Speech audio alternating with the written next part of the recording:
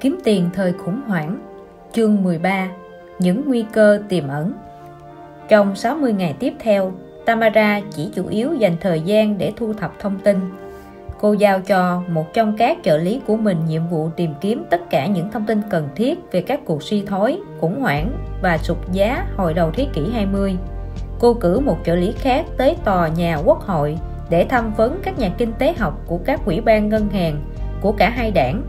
Và cô cử người trợ lý thứ ba, một nhà giao dịch trái phiếu đã về hưu, tới Manhattan để phỏng vấn các chuyên gia trong các thị trường tài chính chủ chốt, cổ phiếu phổ thông, trái phiếu công ty và trái phiếu chính phủ, ngoại tệ, chứng khoán Nhật Bản, nợ Brazil và nhiều loại khác. Cô luôn đưa ra hướng dẫn giống nhau cho các trợ lý. Hãy hẹn gặp riêng, đảm bảo tính nặc danh và tuyệt đối cẩn mật, khuyến khích thảo luận tự do, và hãy luôn đặt ra câu hỏi: điều tồi tệ nhất có thể xảy ra là gì? Cô dành cho mình nhiệm vụ khó khăn nhất, các chứng khoán phái sinh.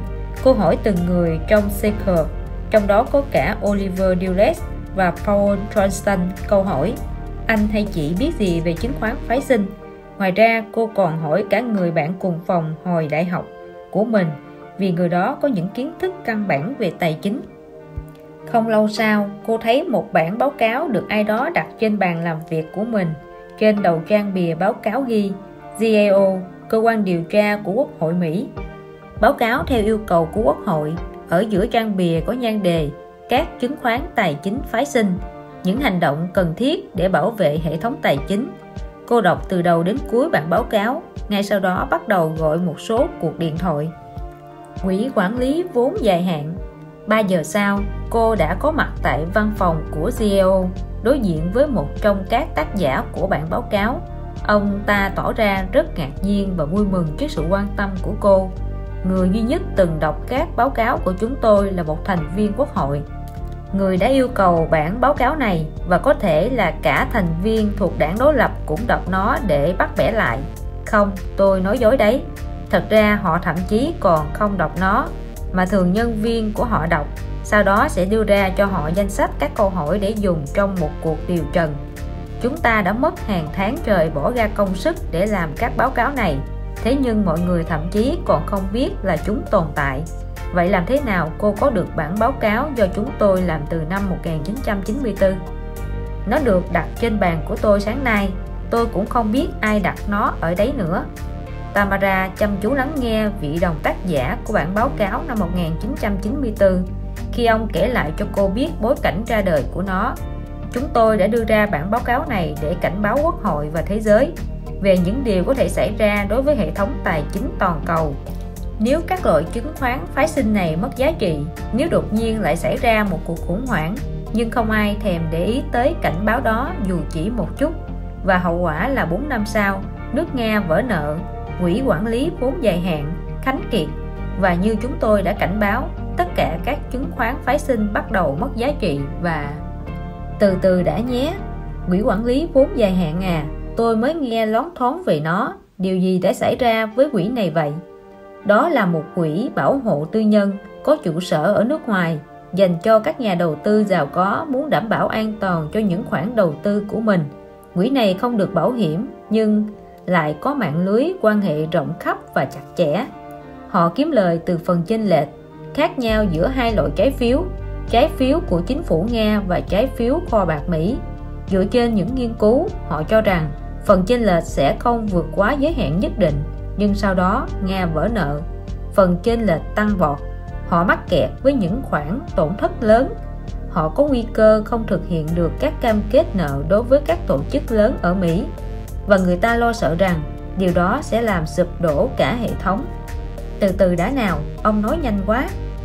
Hãy nói chậm lại để tôi có thể hiểu được thực chất vấn đề. Sau một hồi im lặng, ông tiếp tục nói: bây giờ giả sử tôi là quỹ quản lý vốn dài hạn, còn cô là gì nhỉ? Ngân hàng Moran Trade nhé. À không, chính xác thì hồi đó nó tên là Moran Trade. Cô hiểu chứ? Ông là quỹ quản lý vốn dài hạn, viết tắt là LTCM. Tôi là Morgan. Đúng rồi, tôi đang tìm mua các trái phiếu nước ngoài, đặc biệt là các trái phiếu Nga cùng lúc đó. Như thế có rủi ro không? Cô không cần phải nói với tôi điều đó. Tôi là LTCM mà. Công việc của tôi là đòi hỏi phải biết những thứ đó chứ. Vì thế, đồng thời tôi cũng bán khống một số lượng tương đương các trái phiếu chất lượng cao, như các trái phiếu chính phủ Mỹ chẳng hạn.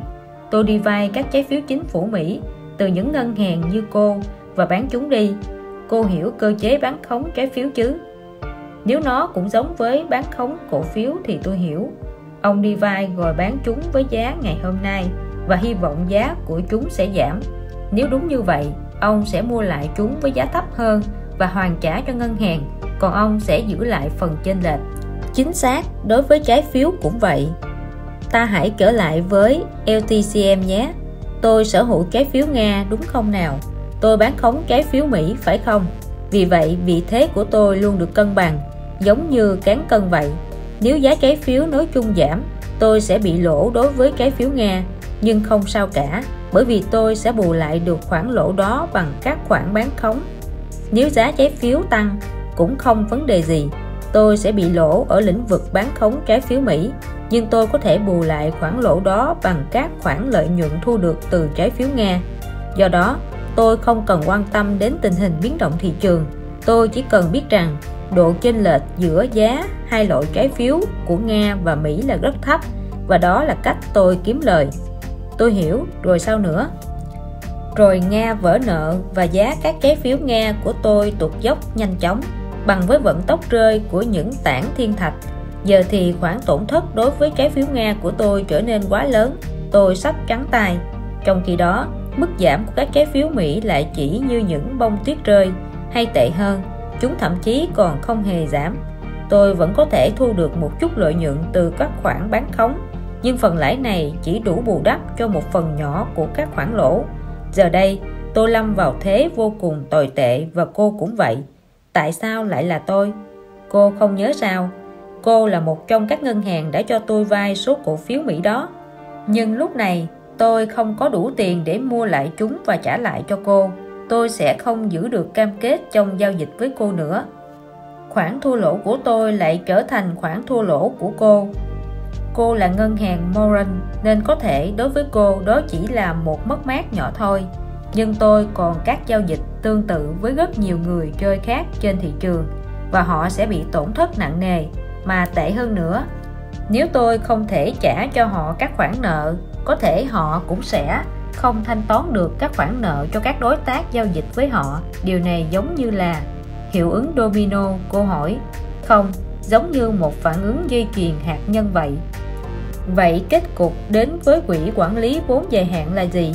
Cục Dự trữ Liên bang có cứu trợ cho quỹ này không? Có, nhưng họ không chính thức thừa nhận rằng họ đã làm như vậy. Họ không thể thừa nhận điều đó vì LTCM không được bảo hiểm, và thậm chí trụ sở của quỹ này lại ở nước ngoài. Cô có thể tưởng tượng được hậu quả chính trị sẽ như thế nào không nếu các quan chức chính phủ thừa nhận rằng họ đã dùng số tiền đóng thế của dân chúng để cứu trợ cho một công ty ở nước ngoài không được bảo hiểm. Nhưng, như lúc nãy tôi đã nói với cô, những người đứng đầu LTCM có một mạng lưới quan hệ rất rộng và chặt chẽ. Một trong số họ là một cựu quan chức của Fed. Hình như ông ấy đã liên lạc với Fed tại New York, và các nhà chức trách đã ngay lập tức bắt tay thực hiện việc giải cứu. Việc giải cứu có tác dụng không? Có. Vậy thì vấn đề nằm ở chỗ nào? Vấn đề nằm ở chỗ có thể có hàng nghìn đối tượng khác cũng cần tới sự giải cứu tương tự, nhưng họ lại không có những mối liên kết chặt chẽ. Họ sẽ không thể liên lạc trực tiếp với Fed ở New York. Kể cả nếu liên lạc được thì bộ máy của Fed cũng không thể cứu trợ cho quá nhiều đối tượng như vậy. Các nhà chức trách không thể xác định được ai sở hữu chứng khoán phái sinh nào, ở đâu và khi nào. Người nhân viên của CEO ngừng lại và mời cô dùng cà phê, nhưng cô từ chối. Vì vậy ông xin phép cô chờ trong giây lát để đi lấy một tách cà phê cho mình. Trong lúc chờ đợi, Tamara xem qua bản báo cáo của CEO năm 1994. Khi ông quay lại, cô liền hỏi, vậy điều tồi tệ nhất có thể xảy ra là gì? Cô đã đọc bản báo cáo rồi đấy, ông nói. Cô có thể thấy được điều chúng tôi đã nói. Trong đó, chúng tôi đã cẩn trọng trình bày một loạt sự kiện có thể nhấn chìm thị trường tài chính. Tamara vờ như ra vẻ phản đối. Ông nói về chứng khoán phái sinh cứ như là thứ bỏ đi vậy. Cô nói, Nhưng ông cũng như tôi đều biết rằng chúng có thể được dùng như một chức năng tốt. Nếu được sử dụng hợp lý, chúng còn có thể bảo vệ các tổ chức khỏi các nguy cơ rủi ro. Tại sao ông không tập trung hơn vào mặt tích cực của chúng? Ông ta gần như đáp lại ngay lập tức: tôi có thể làm như vậy nếu cô muốn. Tốt quá! Nhưng đó không phải là mục tiêu của cô. Khi gọi cho tôi vào sáng sớm hôm nay, cô đã nói rằng mục tiêu là vẽ ra được một kịch bản tồi tệ nhất nhằm tìm ra những tổ chức đang sử dụng chứng khoán phái sinh bất hợp lý, dễ gặp nhiều rủi ro. Và chỉ 1 phút trước đây thôi, tôi không hề nghe thấy cô hỏi điều tốt đẹp nhất có thể xảy ra là gì. Tôi chỉ nghe thấy cô hỏi điều tồi tệ nhất có thể xảy ra là gì thôi. Và đó là tất cả những gì liên quan đến bảng phân tích rủi ro. Nó đưa ra tất cả các câu hỏi giả định mà hầu hết mọi người đều ngại hỏi. Đó cũng là phương pháp mà chúng tôi dùng trong bản báo cáo này. Các phát hiện của chúng tôi chỉ là câu trả lời cho các câu hỏi giả định và là cơ sở cho các bản kế hoạch hoàn hảo nhằm đối phó với các tình huống bất ngờ. Vậy chúng ta tiếp tục đi theo hướng đó được không? Vâng, tất nhiên rồi. Trong bản báo cáo năm 1994, chúng tôi đã đưa ra lời cảnh báo về một sự thất bại bất ngờ hoặc sự rút khỏi giao dịch, và sau đó chúng tôi đã chứng kiến hàng loạt vụ thất bại lớn: cuộc khủng hoảng tài chính ở Thái Lan năm 1997, vụ vỡ nợ ở Nga năm 1998, gây ra sự sụp đổ của quỹ quản lý vốn dài hạn mà chúng ta vừa nói tới. Đến cuối năm 2001, Argentina bị vỡ nợ. Đây là vụ vỡ nợ lớn nhất trong lịch sử. Vài ngày sau đó, việc Argentina quyết định phá giá đồng tiền của mình càng làm dấy lên những làn sóng gây nguy hại cho giới tài chính. Ngoài ra, vụ 2 chiếc máy bay không tặc đâm vào trung tâm thương mại thế giới và lầu Năm Góc 3 tháng trước đó khiến tình hình thế giới càng trở nên rối ren hơn. Nếu cần rút ra bài học từ tất cả những vụ này thì đó là chúng ta cần phải dự đoán trước và luôn chuẩn bị sẵn sàng cho những điều tưởng như không thể xảy ra. Người nhân viên đầy kinh nghiệm của GEO ngừng lại một chút rồi nói thêm: và đừng quên vụ Enron đấy nhé. Vụ Enron, nhưng đúng, vụ Enron. Khi Enron thất bại ê chề, tin tức được quan tâm nhiều nhất là các gian lận sổ sách kế toán. Vụ đó đã thức tỉnh các ủy ban quốc hội, và đó cũng chính là điều mà ngài chủ tịch ủy ban của cô đã làm sòm lên. Nhưng dường như tất cả mọi người đều quên lãng các chứng khoán phái sinh.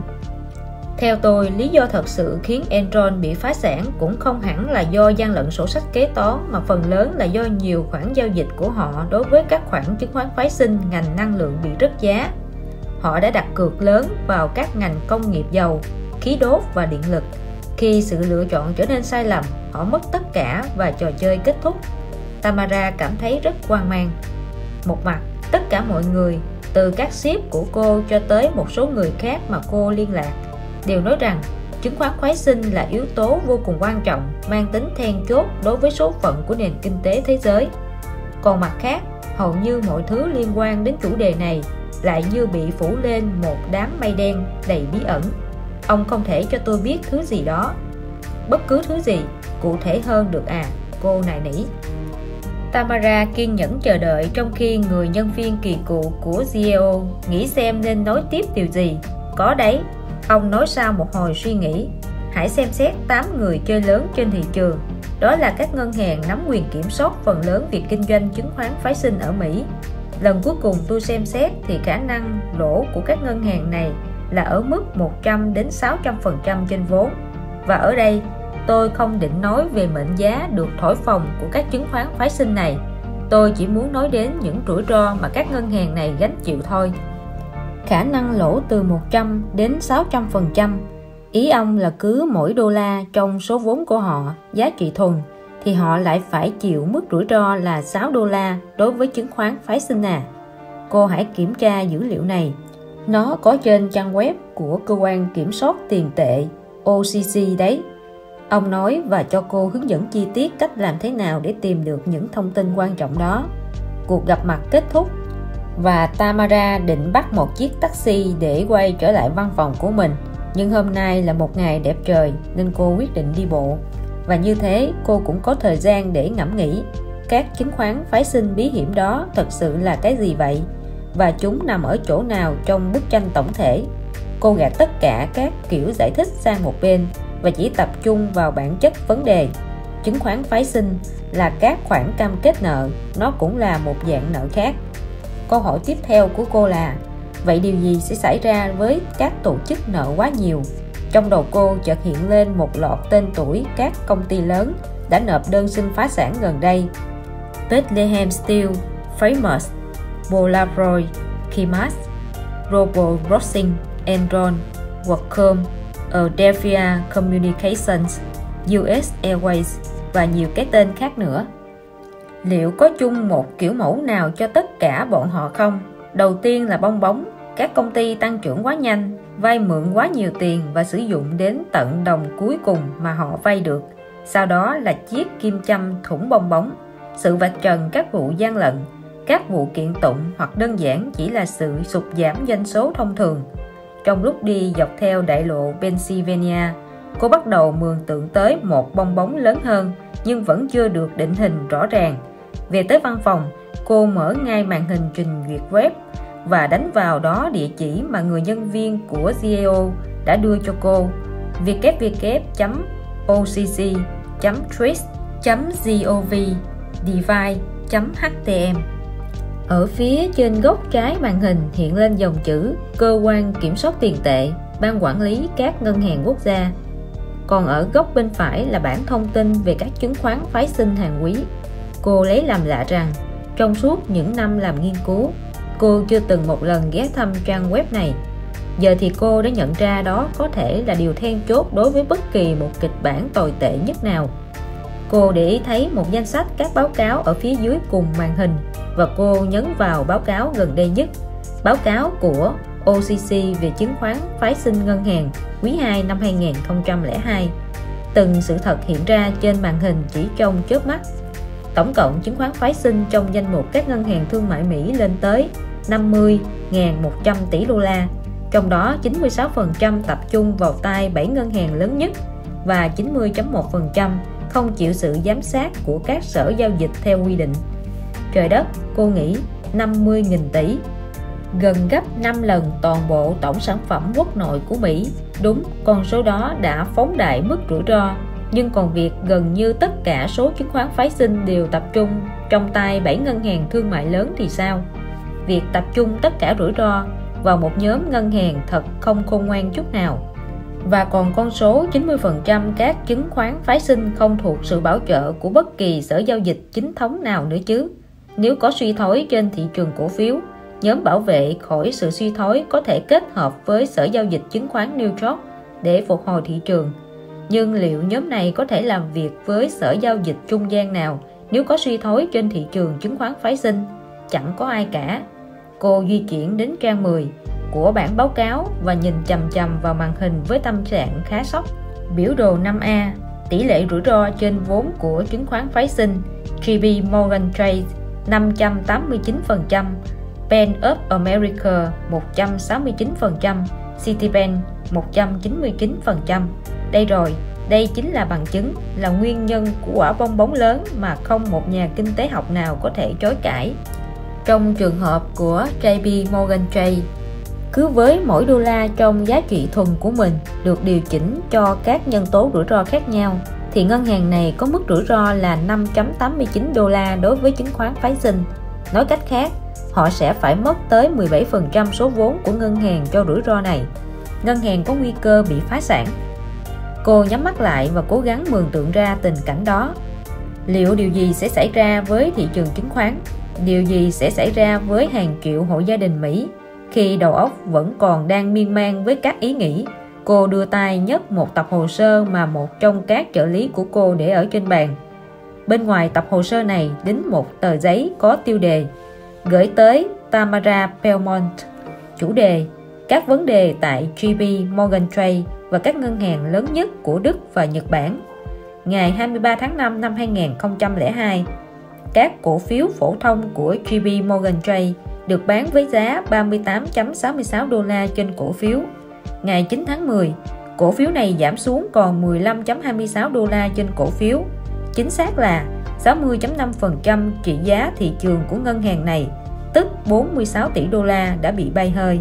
Con số này lớn hơn tổng giá trị thị trường của Wachovia Bank và cả tổng số tổn thất mà các nhà đầu tư đã phải gánh chịu trong các vụ phá sản của Adelphia Communications, Keymax và Polaroid cộng lại. Tất cả mọi việc chỉ diễn ra trong một ngân hàng và trong vòng 139 ngày. Thật khó có thể tin được rằng JP Morgan Chase, ngân hàng lớn thứ hai ở Mỹ, với tổng tài sản trị giá 742 tỷ đô la, 900 chi nhánh, hơn 30 triệu khách hàng mua lẻ, đã bị mất gần 2/3 tổng số vốn trong vòng chưa đầy 5 tháng. Một lý do ở đây là tháng 9, Morgan thông báo rằng các khoản tổn thất của họ từ các khoản cho vay không đòi lại được đã tăng lên gấp hơn 4 lần, từ 302 triệu đô la trong quý 2 năm 2002 tăng vọt lên 1.4 tỷ đô la trong quý 3. Vụ tổn thất của Morgan không phải là trường hợp duy nhất. Deutsche Bank, ngân hàng lớn nhất tại Đức, đã sụt giảm mạnh hơn trên thị trường chứng khoán. Hay theo nhiều chuyên gia, Mizuho Holdings, tình hình hiện tại của ngân hàng lớn nhất tại Nhật Bản cũng được coi như đã phá sản. Bản báo cáo đi vào chi tiết về việc không thể tránh được một vụ sụp đổ ngân hàng của Nhật, cùng với các hậu quả thảm khốc đối với các ngân hàng của Mỹ và châu Âu. Những bản báo cáo từ các trợ lý của cô đã vẽ nên một bức tranh tương tự trong gần như mọi lĩnh vực chính của nền kinh tế Mỹ. Người tiêu dùng, các công ty và các chính phủ tất cả đều sa lầy trong nợ nần. Ở đâu cũng có bong bóng. Cuối cùng, cảnh tượng mà lúc nãy còn chưa rõ ràng đối với cô thì nay đã trở nên rõ nét hơn. Bong bóng lớn là nền kinh tế toàn cầu, bao gồm một số ngân hàng lớn nhất thế giới. Chiếc kim châm chính là cuộc suy thoái vẫn chưa kết thúc, đã được cô trình bày chi tiết trong báo cáo gửi cho sếp cũ là Don Walker cách đây 2 tháng. Nếu nền kinh tế suy thoái, bong bóng chắc chắn sẽ vỡ thôi.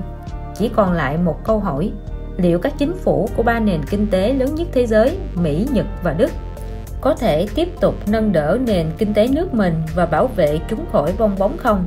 Cô kết luận câu trả lời sẽ mở khóa cho những bí mật quan trọng nhất có thể có trong tương lai. 2 kịch bản tồi tệ nhất. Chính xác 90 ngày sau khi gửi thư cho Tamara Belmont, Oliver Dulles nhận được thư của cô. Phần tiêu đề bức thư chỉ ghi ngắn gọn là báo cáo, và ông mở ngay thư ra. Tôi đính kèm theo thư này một file Word cài mật mã như chúng ta đã thống nhất và bản báo cáo tóm tắt. Còn bản báo cáo đầy đủ với các bảng và biểu đồ tôi đã in sẵn. Tôi rất mong được đưa tận tay nó cho ông vào lần gặp sớm nhất, thời gian cuộc hẹn do ông sắp xếp. File đính kèm có tên các kịch bản. Ông rời khỏi bàn, đi ra đóng cửa. Ông mở file đính kèm này bằng một mật mã và bắt đầu đọc nó trên màn hình máy tính của mình. Sau đây là một số đoạn trích của tài liệu này. 2 kịch bản tồi tệ nhất, rủi ro và lợi ích trong suy thoái. Báo cáo tóm tắt do Tamara và nhân viên thực hiện. Do có các dấu hiệu đối lập nhau trong xu hướng hiện tại về tiền tệ, tài chính và các dạng can thiệp không chính thống trong nền kinh tế và trong các thị trường tài chính, nên không thể phát họa một kịch bản tồi tệ duy nhất. Thay vào đó, tùy thuộc vào những quyết định và hành động của các nhà hoạch định chính sách, sẽ có 2 kịch bản tồi tệ nhất có thể xảy ra như sau.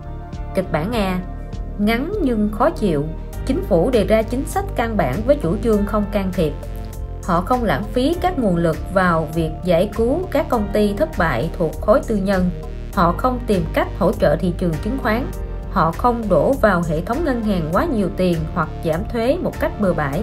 Họ cũng không lạm dụng các kiểm soát về hối đoái nhằm ngăn chặn sự sụp đổ của hệ thống tiền tệ và việc tẩu tán vốn. Thay vào đó, họ chủ yếu tập trung vào các cải cách có cấu trúc đầy ý nghĩa để khôi phục niềm tin của người tiêu dùng và nhà đầu tư. Các nhà lãnh đạo luôn cho rằng việc che đậy trước dân chúng các thông tin khiến mọi người bận tâm hay lo sợ đều là vì lợi ích chung của quốc gia. Kết quả, do các khoản nợ lớn, khả năng thanh toán thấp và bản chất phối hợp của các cam kết nợ bằng khế ước phức tạp, nên có vẻ như các vụ phá sản công ty tài chính và phi tài chính đang tạm thời làm tê liệt nền kinh tế toàn cầu. Các cổ phiếu Mỹ giảm ở mức xấp xỉ mức giảm hồi những năm 1929 đến 1932.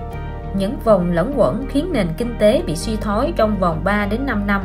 Tỷ lệ thất nghiệp vượt quá 10%, tính thanh khoản tạm thời biến mất khỏi các thị trường tài chính.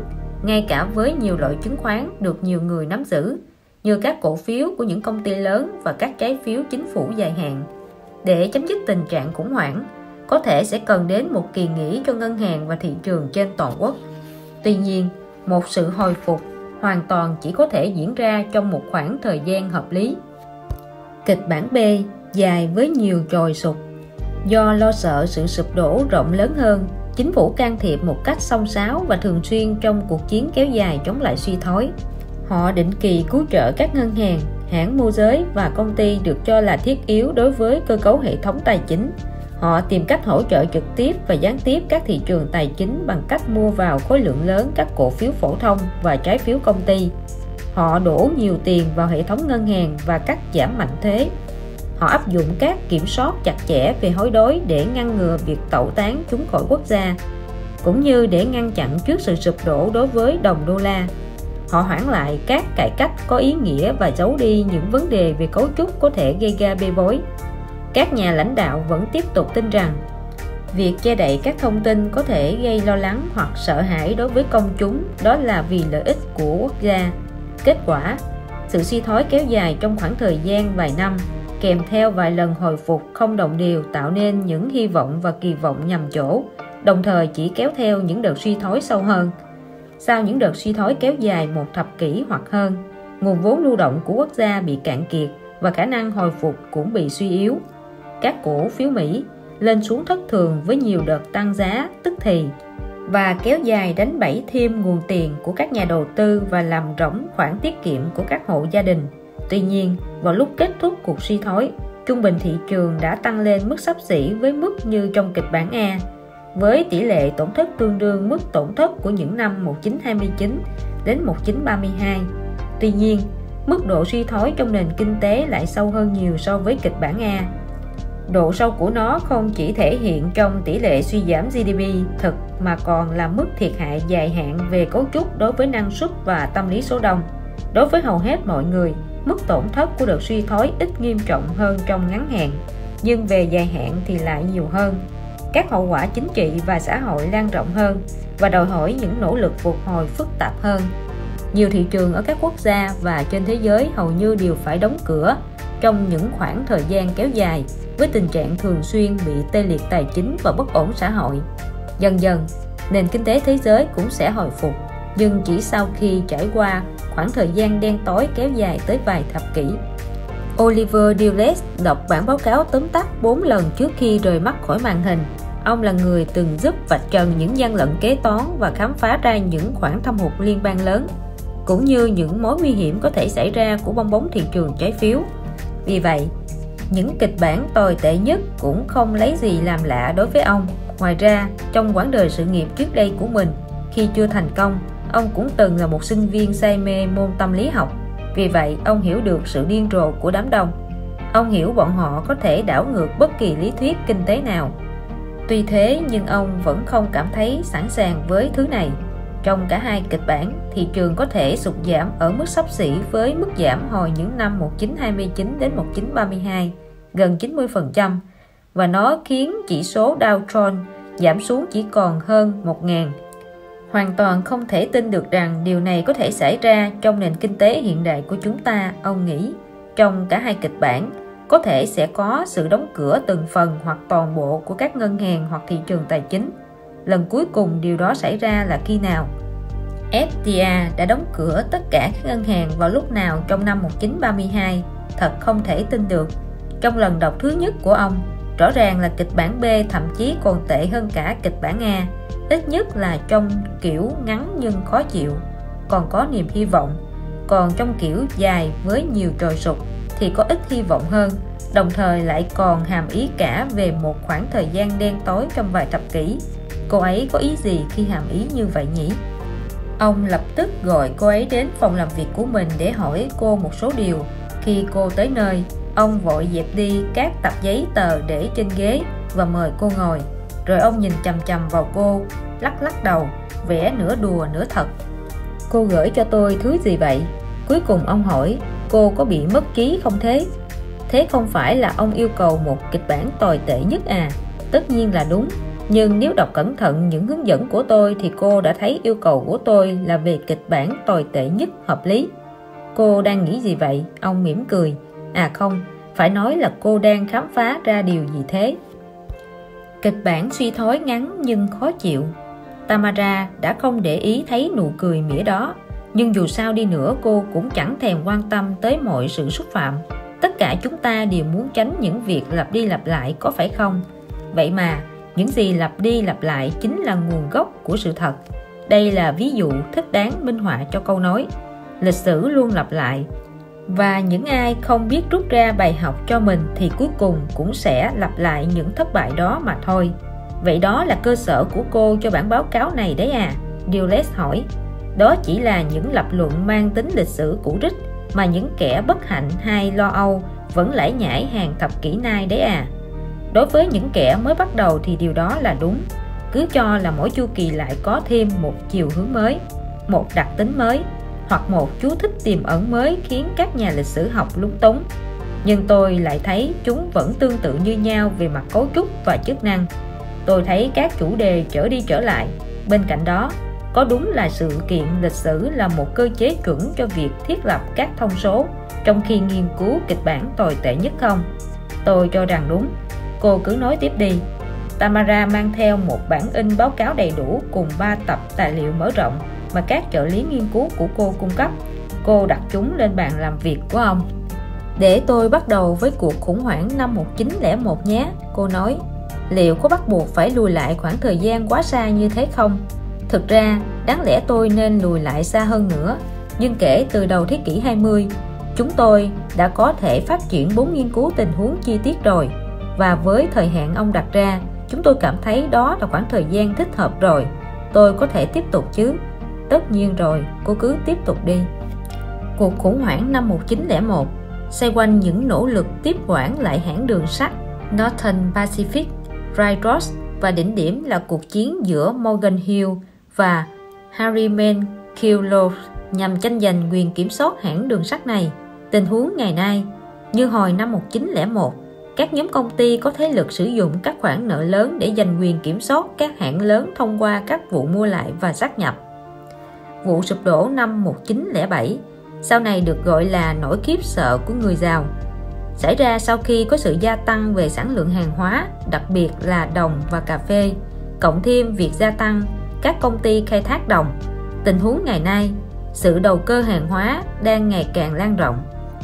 Khác chăng là lần này nó tập trung vào chỉ số chứng khoán, ngoại tệ, trái phiếu và một loạt công cụ tài chính khác được chuyển thành các hàng hóa ảo trong các trao đổi của hợp đồng trả sau hiện đại. Cuộc suy thoái 1920-1921 là hậu quả sau chiến tranh thế giới thứ nhất do tích trữ quá nhiều hàng tồn kho. Các nhà sản xuất lốp xe, các nhà sản xuất đường và những người trồng sợi bông là những người bị ảnh hưởng nặng nề nhất. Tình huống ngày nay, nhiều doanh nghiệp bị quá tải với lượng hàng tồn kho, như các nhà sản xuất PC, dụng cụ điều khiển mạng lưới, mạch vi điện tử và các thiết bị không dây. Dulles nói xen vào. Tôi cho rằng sự so sánh này quá khập khiễng và cô vừa minh chứng một ví dụ rất thích hợp đấy. Có sự khác nhau rất lớn giữa các hệ thống lưu kho kịp thời hiện đại của chúng ta và hệ thống lưu kho hồi những năm 1920. Mối lo sợ hàng tồn kho quá lớn như vậy thật không thể tưởng tượng được. Đó cũng là điều tôi đã nghĩ, cô đáp lại. Nhưng chúng xảy ra gần như giống nhau. Hãy nhìn vào công suất quá lớn trong thế giới ngày nay xem. Hãy xem các nhà sản xuất nước ngoài dễ dàng hạ giá sản phẩm của mình như thế nào. Ai là người đang kiểm soát những lượng hàng tồn kho này hay những lượng hàng tồn kho tiềm năng này nào? Tôi sẽ không tranh luận với cô lúc này, cô cứ tiếp tục đi. Cuộc suy thoái năm 1929. Vụ này xảy ra sau một đợt bùng nổ phá kỷ lục là 10 năm, gợi lại những năm 1990, gây ra bởi sự sụp đổ của một hệ thống hình chớp được thiết lập bởi các nhà môi giới, các ngân hàng, các ông trùm và các nhà đầu tư, dẫn đến các khoản nợ lớn, các vụ phá sản và vỡ nợ công ty. Tất cả những điều đó đều giống với tình hình hiện nay. Và cô nghĩ rằng những thời kỳ đó có liên quan với nhau? Vâng, cứ cho là có sự tách biệt về công nghệ và văn hóa giữa thời kỳ đầu thế kỷ 20 và đầu thế kỷ 21. Cứ cho là so sánh trực tiếp như vậy là nguy hiểm. Nhưng rõ ràng, là có một số chủ đề lặp lại, bản thân chúng đã tự chứng minh là có liên quan với nhau. Và chúng là những vấn đề gì? Thứ nhất, rõ ràng là chính phủ liên bang đã vừa không sẵn sàng ngăn chặn các vụ sụt giảm và khủng hoảng đó vào đầu thế kỷ 20. Dulles gật gù. Rõ ràng là như vậy, nếu không thì các vụ sụt giảm và khủng hoảng đó đã không xảy ra. Thứ hai, rõ ràng là tất cả 4 vụ đó đều là các vụ khủng hoảng mang tính tàn phá, hầu như san bằng thị trường chứng khoán, và theo ý kiến của tôi thì điều đó không thể ngăn cản sự phục hồi của thị trường trong những năm sau đó. Thứ ba, rõ ràng là khối tư nhân đã luôn đóng vai trò quan trọng trong các lần phục hồi đó. Tôi không nói đến những cá nhân giàu có, mà tôi đang nói đến các tổ chức tài chính có nhiều tiền. Họ đã vào cuộc, họ mua lại các tài sản tịch biên, họ khiến đất nước hoạt động trở lại. Ví dụ là những ai? Tamara nhấc một tập hồ sơ lên và dở qua các trang được sao chép lại từ một cuốn sách cũ nói về các vụ suy thoái và khủng hoảng. Cô đọc phần được bôi đậm. Năm 1907, chủ yếu chỉ có JP Morgan vào cuộc.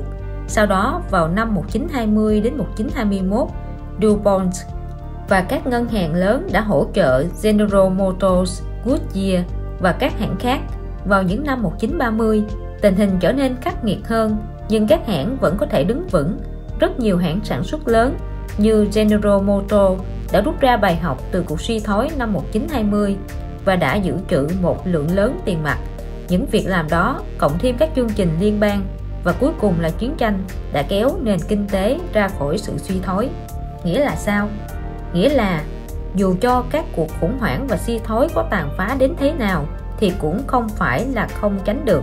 Tôi hiểu rồi. Nhưng trong kịch bản A, cô có nói về những đợt suy giảm kinh tế mạnh. Vậy điều gì gây ra những đợt suy giảm đó? Có hai vòng lẫn quẩn ở đây. Thứ nhất, đó là khi thị trường chứng khoán giảm, sẽ làm giảm chi tiêu của người tiêu dùng. Khi chứng khoán giảm, người tiêu dùng cũng sẽ chi tiêu ít hơn. Điều đó kéo theo sự suy giảm doanh thu của các công ty và giá chứng khoán lại càng giảm thêm. Cô lại nhìn xuống bản báo cáo đầy đủ của mình lần nữa rồi ngẩng lên. Vòng lẫn quẩn thứ hai là vòng lẫn quẩn giữa giảm phát và các vụ phá sản. Các công ty bắt buộc phải hạ giá hàng hóa, đúng không? Vì vậy họ đua nhau giảm giá các sản phẩm của mình và điều đó sẽ làm giảm doanh thu. Tiếp theo, do bị giảm doanh thu, họ không thể thanh toán các hóa đơn, vì vậy họ sẽ bị phá sản. Điều đó lại dẫn đến càng nhiều đợt hạ giá hơn và càng nhiều vụ phá sản hơn và tiếp tục càng nhiều đợt hạ giá hơn. Cô có thể cho tôi thêm bằng chứng về điều này không? Cái nhìn của Dulles thật chăm chú. Tamara hiểu rằng cô đã bắt đầu thu hút được sự chú ý của ông và thái độ hoài nghi của ông đã mất dần. Cô quyết định chưa vội đáp ứng yêu cầu này của ông. Tất nhiên rồi.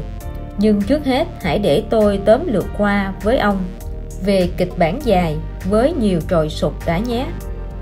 Kịch bản suy thoái dài với nhiều trồi sụp. Được, vậy ý chính của cô trong kịch bản này là gì?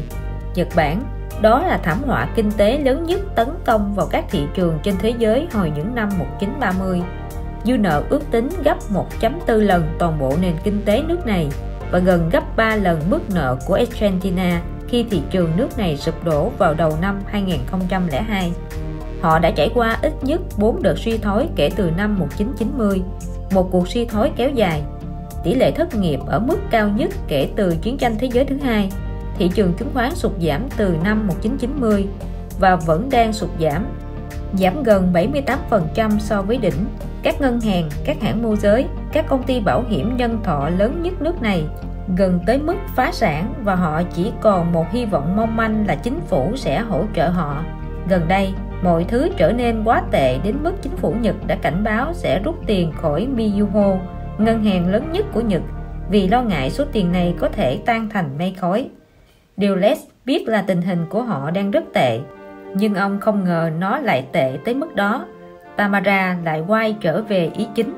Ông có thể tin được điều đó không? Một thị trường đi xuống trong hơn một thập kỷ, một cuộc suy thoái kéo dài suốt cả một thập kỷ. Đây không phải là lịch sử, đây là thực tế. Nó đang xảy ra hiện nay và không hề đi ngược lại lịch sử. Cô nghĩ tại sao nền kinh tế của Nhật Bản lại thất bại thảm hại trong suốt nhiều năm như vậy? Việc Dulles tỏ ra quan tâm khiến Tamara cảm thấy tự tin hơn khi trình bày. Những sai lầm mà Nhật Bản mắc phải cũng chính là những gì mà chính phủ của chúng ta cần phải tránh. Bộ máy quan liêu cố thủ của Nhật Bản ngoan cố, không chịu thực hiện các cải cách thị trường. Chính phủ Nhật Bản thì khăng khăng cố gắng chống đỡ cho các ngân hàng đang có vấn đề. Họ tạo ra sự tăng trưởng ảo cho thị trường chứng khoán. Và hậu quả là gì? Nền kinh tế rơi vào tình trạng khó khăn như đang chết dần vậy. Thị trường chứng khoán giảm theo hình xoắn ốc, dường như cứ kéo dài mãi cho tới khi mắt thường không thể nhìn thấy được nữa. Đáng lẽ cách tốt hơn cả là nên tháo băng cứu thương ra khỏi vết thương của mình trong một lần, thì các nhà lãnh đạo Nhật Bản lại chọn cách tháo ra từng chút một, gây nên đau đớn kéo dài.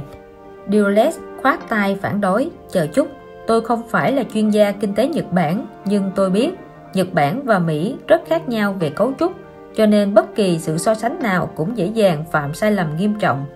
Tamara cười tươi nhưng rồi lại nghiêm nghị: đồng ý là như vậy, nhưng ông có thấy không, đó là toàn bộ lập luận của tôi trong kịch bản B. Trong kịch bản B của tôi, nước Mỹ trở nên giống với Nhật Bản ngày nay về mặt chính sách kinh tế, thậm chí về cả mặt cấu trúc. Chúng ta đã có nhiều yếu tố thể hiện điều này rồi. Chúng ta có một bộ máy quan liêu chính phủ bảo thủ khá giống với họ.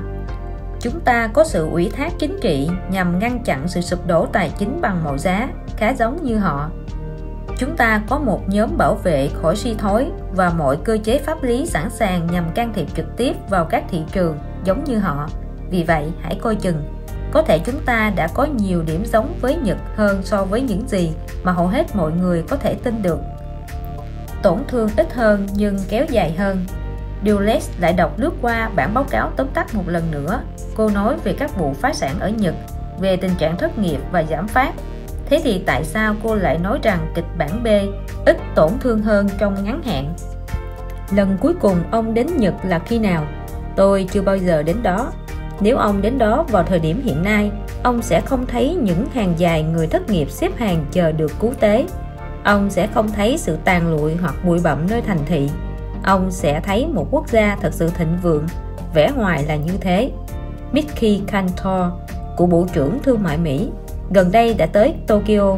Ông có muốn nghe những gì ông ta đã nói không? Ông ta nói, hệ thống ngân hàng đang gắng gượng, người tiêu dùng đang cắt giảm chi tiêu, nền kinh tế Mỹ đi xuống, giá dầu đạt gần 30 đô la, kinh tế lâm vào tình trạng giảm phát, mắc kẹt về chính trị. Các cải cách không được thực hiện. Nếu không có những thứ đó, mọi thứ đều hoàn hảo. Tôi nghĩ như vậy đã nói lên tất cả. Nó giống như việc thắng một ván bài trên con tàu Titanic vậy. Dulles thở dài. Tôi chỉ còn một vài câu hỏi nữa cho cô thôi, nhưng các câu hỏi này đều rất quan trọng. Ông cứ hỏi đi. Trong cả hai kịch bản, cô đều nói các cổ phiếu Mỹ giảm ở mức xấp xỉ mức giảm hồi những năm 1929 đến 1932. Tôi đã thử tính với chỉ số công nghiệp Dow Jones, như thế có nghĩa là chỉ số này đã ở mức 1.000 và thay đổi. Cô không nghĩ rằng như thế là quá nhiều à? Làm thế nào cô kết luận được như vậy? Trong suốt 100 năm qua, chỉ có duy nhất một lần kinh tế rơi vào tình trạng như giai đoạn hiện nay. Thị trường tăng đến mức kỷ lục trước khi bắt đầu sụt giảm. Sự sụt giảm trên thị trường diễn ra cùng với tình trạng gian lận của các công ty và các vụ phá sản quy mô lớn. Đó cũng là những gì xảy ra với các thị trường chứng khoán trên thế giới. Fed nỗ lực nhằm cản trở sự đi xuống của thị trường, nhưng mọi cố gắng đều trở nên vô vọng. Tỷ lệ lãi suất vẫn tiếp tục giảm. Đó là những gì diễn ra vào những năm 1929 đến 1932. Nhưng giảm tới mức 90% à? Đúng vậy. Vào những năm 1929 đến 1932, chỉ số Dow Jones đã sụt giảm 89%, tương đương với 1.300 điểm ngày nay. Ông nói rằng điều đó là không thể tin được, không thể xảy ra, và phản ứng của tôi cũng chính xác như của ông vậy. Điều đó không thể xảy ra. Sau đó tôi nhớ lại vài năm trước đây và nhớ ra rằng không phải đó chính là những gì mà tất cả các chuyên gia phố Wall cũng nghĩ như vậy về chỉ số Nasdaq khi đang ở mức đỉnh điểm sao?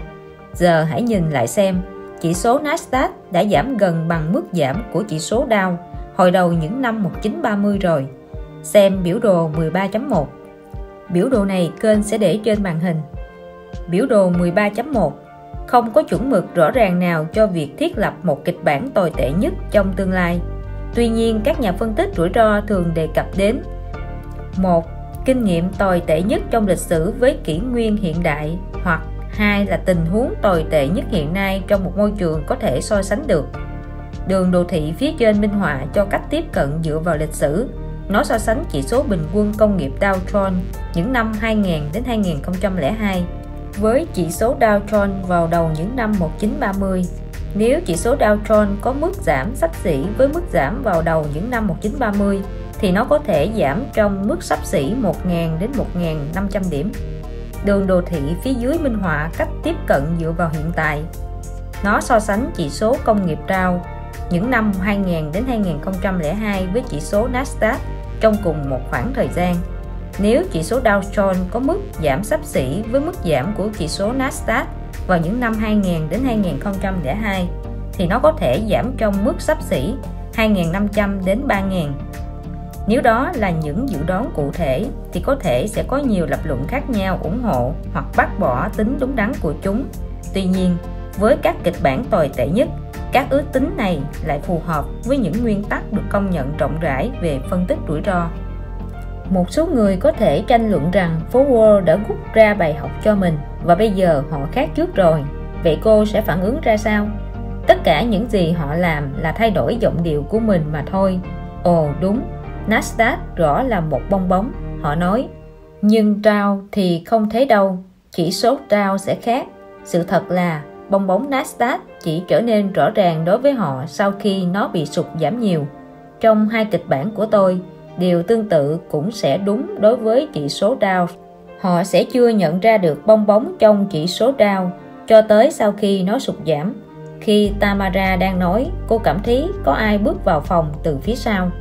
Nhưng cô chỉ nhìn lên khi nghe thấy một giọng nói quen thuộc cất lên. Đó là Linda Didani.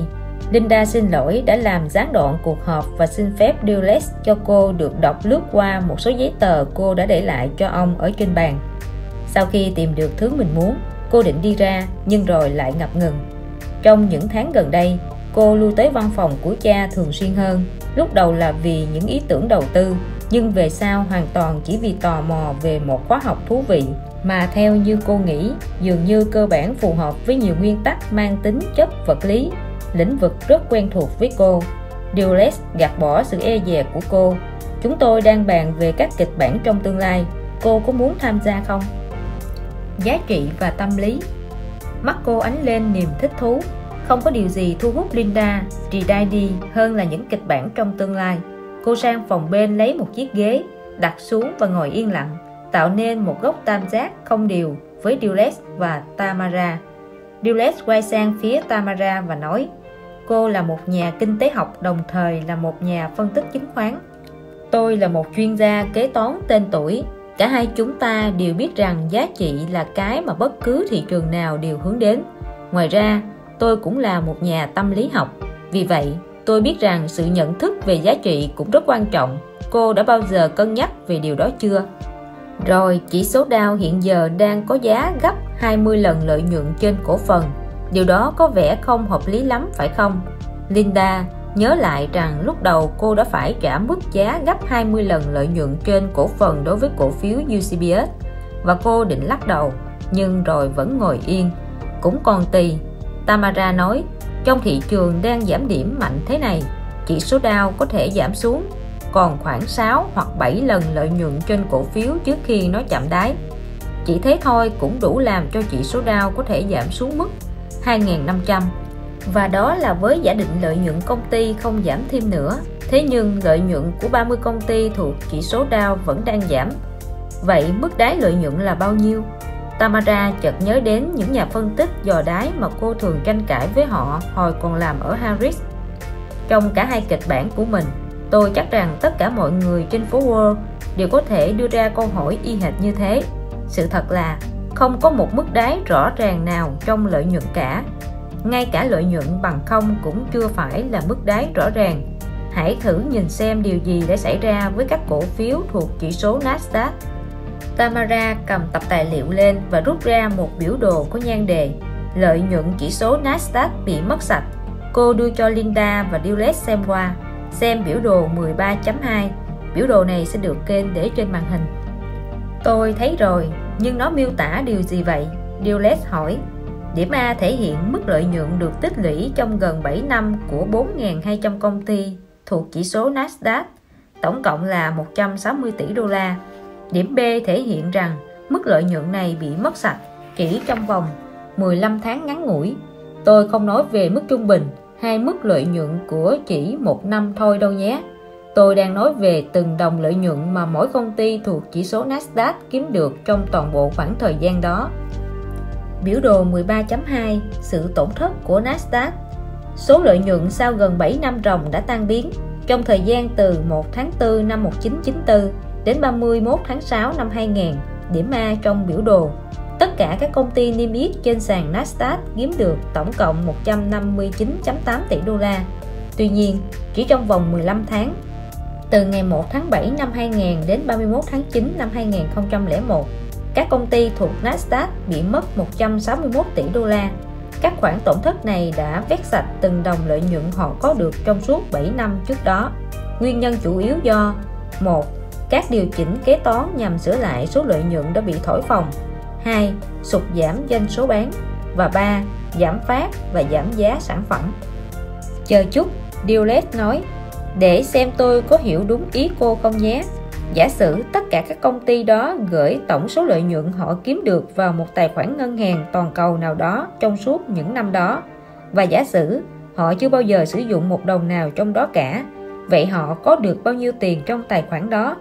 Như tôi đã nói rồi đấy, 160 tỷ đô la. Và giờ cô nói rằng tất cả số tiền đó đã bị mất sạch vì các khoản thua lỗ à? Vâng, hoàn toàn biến sạch khỏi trái đất, tất tần tật. Cô không định nói là điều này cũng có thể xảy ra với chỉ số Dow Jones đấy chứ? Không, nhưng chúng ta hãy cùng xem xét một số nhân tố khác. Tamara nhấc biểu đồ chỉ số Dow Jones của cô lên, chỉ vào dòng có tiêu đề chỉ số Dow Jones hôm nay. Điều ông không thấy được trên biểu đồ này, cô nói, là tất cả những gì đang diễn ra đằng sau những dòng này. Nói cách khác, đó là các thị trường có liên quan, ví dụ như trái phiếu công ty. Cô hãy giải thích rõ hơn được không? Tôi có số liệu đây của hãng dịch vụ nhà đầu tư Moody. Họ nói rằng mức độ đáng tin cậy về khả năng trả nợ của các công ty Mỹ là rất thấp. Mức này đã giảm liền 18 quý. Điều đó đồng nghĩa với việc bảng cân đối kế toán đã giảm trong 4 năm rưỡi liền. Điều đó còn có nghĩa là tài sản của họ bị hạ thấp, mức dư nợ của họ cũng tăng lên. Và rất nhiều nạn nhân trong số đó là các công ty lớn thuộc chỉ số Dow Jones. Điều đó cho thấy nhiều cổ phiếu lớn cũng có thể là những bong bóng đang chờ nổ tung. Có thật sự là tệ đến mức ấy không? Dulles không giấu giếm vẻ nghi ngờ. Ông xem đây, ngay chỗ này, nó chỉ có màu đen và trắng.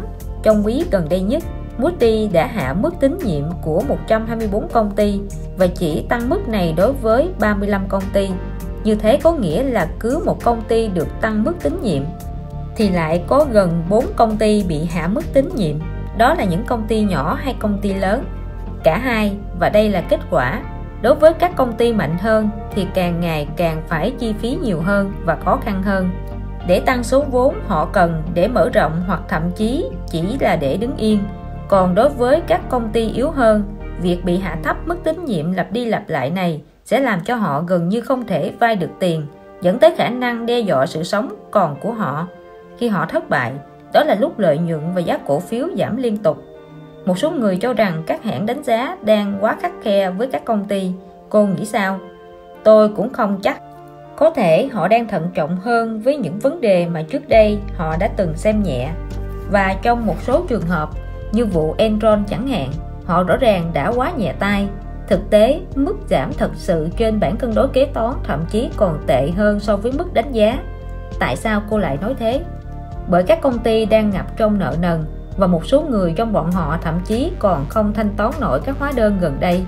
Bởi mức nợ công ty lúc này tổng cộng đã lên tới 4.900 tỷ đô la, tức 57.1% giá trị thuần của công ty, hơn cả một nửa số tài sản đang cầm cố của cổ đông. Bởi ngày càng nhiều công ty lớn đệ đơn xin phá sản: Enron, Qualcomm, Philadelphia, US Airways, Global Crossing. Nhưng như thế vẫn chưa phải là hết. dừng lại một chút để quan sát thái độ của mọi người, rồi cô lại nói tiếp. Ngay cả hồi năm 1974, ngay trước cuộc suy thoái tồi tệ nhất và thị trường giảm điểm mạnh nhất của nửa sau thế kỷ 20, gánh nặng về dư nợ khối tư nhân tại đất nước chúng ta còn ít trầm trọng hơn bây giờ nhiều. Hồi đó, cứ với mỗi đô la GDP lại có ít hơn $1 trong dư nợ của khối tư nhân, còn bây giờ con số đó là gần $2. Chẳng trách gì các công ty cứ thi nhau phá sản, đua nhau cắt giảm nhân công và đệ đơn xin phá sản. Được, giờ thì tôi đã thấy được điều ẩn chứa đằng sau dự đoán về chỉ số Dow Jones của cô rồi, Dulles nói và gật đầu liên tiếp. Nhưng Tamara lại lắc đầu. Ông lại quên rồi. Vì vậy, ông chưa bao giờ yêu cầu tôi xây dựng một dự báo, mà ông yêu cầu tôi làm một kịch bản tồi tệ nhất. Tôi xin lỗi, tôi cần phải trình bày kịch bản này với một số nhân vật quan trọng khác nữa. Nếu có thể tóm gọn nội dung kịch bản ngắn nhưng khó chịu trong một từ. Từ đó là gì? Giảm phát. Cô đáp lại ngay mà không hề chần chừ. Nhưng tôi xin phép một chút, tôi cần phải gọi một cuộc điện thoại đã. Chương 14. Giảm phát. Trong lúc chờ đợi, Dulles nhớ lại một câu chuyện vui từ cách đây hàng thập kỷ. Vào những năm 1930, một gã thất nghiệp hỏi hàng xóm của mình: anh thích gì hơn, lạm phát hay giảm phát? Anh chàng hàng xóm đáp lại: tôi chỉ thích ổn định. Thật sự ổn định, chứ không phải là thứ ổn định được tô vẽ. Tuy nhiên, không may là cho đến nay, mong muốn ổn định giá cả của công chúng, không có lạm phát hay giảm phát, lại không được thỏa mãn trong hầu hết các nền kinh tế thế giới. Nửa cuối thế kỷ 20, lạm phát xảy ra gần như khắp nơi. Lạm phát do lương đẩy, lạm phát cầu kéo và lạm phát đẻ ra lạm phát. Có lạm phát sên bò, lạm phát phi mã, lạm phát mất giá và lạm phát đại phi mã. Sau đó, khi thế kỷ này kết thúc và một thế kỷ mới bắt đầu, lần đầu tiên trong hơn 60 năm, một trận cuồng phong cũ nhưng rất mạnh nổi lên và bắt đầu nghiền nát các khu vực và lĩnh vực của nền kinh tế thế giới. Đó chính là giảm phát, rớt giá, ngược lại với lạm phát. Tuy nhiên, trớ trêu thay, nó hầu như bị phớt lờ. Đa số mọi người còn đang mải mê với các trận chiến hàng ngày nên không cảm nhận được sự đổi chiều gió này. Giảm phát đối với hàng hóa từng diễn ra trong một thời gian dài, nhưng còn giảm phát trong giá tiêu dùng, loại giảm phát mà người dân có thể cảm nhận trực tiếp trong cuộc sống của họ, phải đến năm 2000 và 2001 mới lần đầu tiên xuất hiện trên quy mô lớn, mà lại còn là ở nước khác chứ không phải ở Mỹ. Tại Brazil, loại xe mới tên hiệu VW Passat trước đây có giá $15.000 thì nay chỉ còn chưa đến $7.000. Một loại xe ô tô mui kính thông dụng khác của Brazil, hiệu VW Santana, thậm chí còn có giá thấp hơn. Loại rẻ nhất có giá dưới $5.000. Các loại xe xa xỉ giảm từ mức giá $150.000 xuống còn dưới $80.000. Ở bán cầu phía bên kia thế giới, tại Nhật Bản, giảm phát còn lan rộng và dai dẳng hơn nhiều. Phần lớn những năm 2000, 2001 và 2002, giá tiêu dùng Nhật Bản liên tục sụt giảm. Giá một chiếc bánh hamburger chỉ còn một nửa so với một năm trước đó. Những chiếc áo cô tông thể thao có giá rẻ hơn tới 60%. Giá bất động sản giảm tới 50, 60, thậm chí 80% ở một số khu vực. Tuy nhiên, ở Bắc Mỹ vào những năm 2000 đến 2002, tình hình giảm phát lại diễn ra bất thường hơn. Giá cả của một số lĩnh vực, đặc biệt là những lĩnh vực liên quan đến nhà ở và chăm sóc sức khỏe, vẫn tiếp tục tăng. Trong khi đó, giá cả trong một số lĩnh vực khác như công nghệ lại giảm. Giá đăng ký tên miền Internet giảm từ $70 xuống còn có $7. Ông có thể mua những máy chủ khá mới do các hãng IBM, Compaq hoặc Sun sản xuất với giá chỉ $3.000. Giá của một chip nhớ truy cập ngẫu nhiên rộng 128MB có thể dùng được với hầu hết các loại PC, giảm từ $14 xuống còn có $2 chỉ trong vòng 10 tháng. Giảm phát, Tamara nhắc lại với Dulles sau khi quay lại từ cuộc điện thoại. Nhưng hầu hết mọi người thậm chí còn không hiểu được đó là cái gì. Họ nghĩ nó giống như khủng hoảng kinh tế. Nhưng cả ông và tôi đều hiểu rằng không phải như vậy. Trong thời kỳ giảm phát, các loại giá đều giảm. Điều đó có thể xảy ra đồng thời hoặc không đồng thời với thời kỳ khủng hoảng kinh tế. Giá tạp phẩm giảm, giá thuê nhà giảm, lương giảm, tất cả mọi thứ đều giảm. Điều đó thật đáng sợ, Dulles nói. Đúng vậy, nhưng nếu tính về dài hạn, liệu việc giá thấp hơn và hàng hóa rẻ hơn có phải là một điều xấu không? Không hẳn. Vâng, giảm phát là một phần của kịch bản ngắn nhưng khó chịu, nhưng cũng chính nó lại là chìa khóa giúp việc hồi phục nền kinh tế trở nên khả thi hơn. Tại sao? Bởi vì sức mua của tiền tệ đồng đô la sẽ có thể được phục hồi. Bởi vì những người dân thường phải lao động vất vả mới dành dụm được chút tiền, thì nay đã có thể mua được nhiều thứ hơn với số tiền đó và thu hái thành quả của sức lao động mình bỏ ra. Điểm then chốt của vấn đề là gì? Điểm then chốt của vấn đề là lạm phát cũng lại là vấn đề khiến gần như tất cả mọi người trong chính phủ và ngành công nghiệp lo ngại nhất.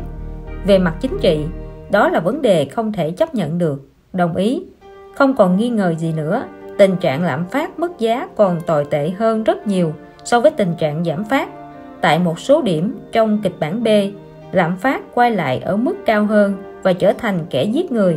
Nó ăn mòn năng suất lao động, nó gặm mòn cơ cấu xã hội, nó cản trở mọi cơ hội phục hồi. Thứ ít tệ hại hơn. Dulles trầm tư suy nghĩ về tình hình tiến thoái lưỡng nan này. Những gì Tamara đang nói là rất đúng.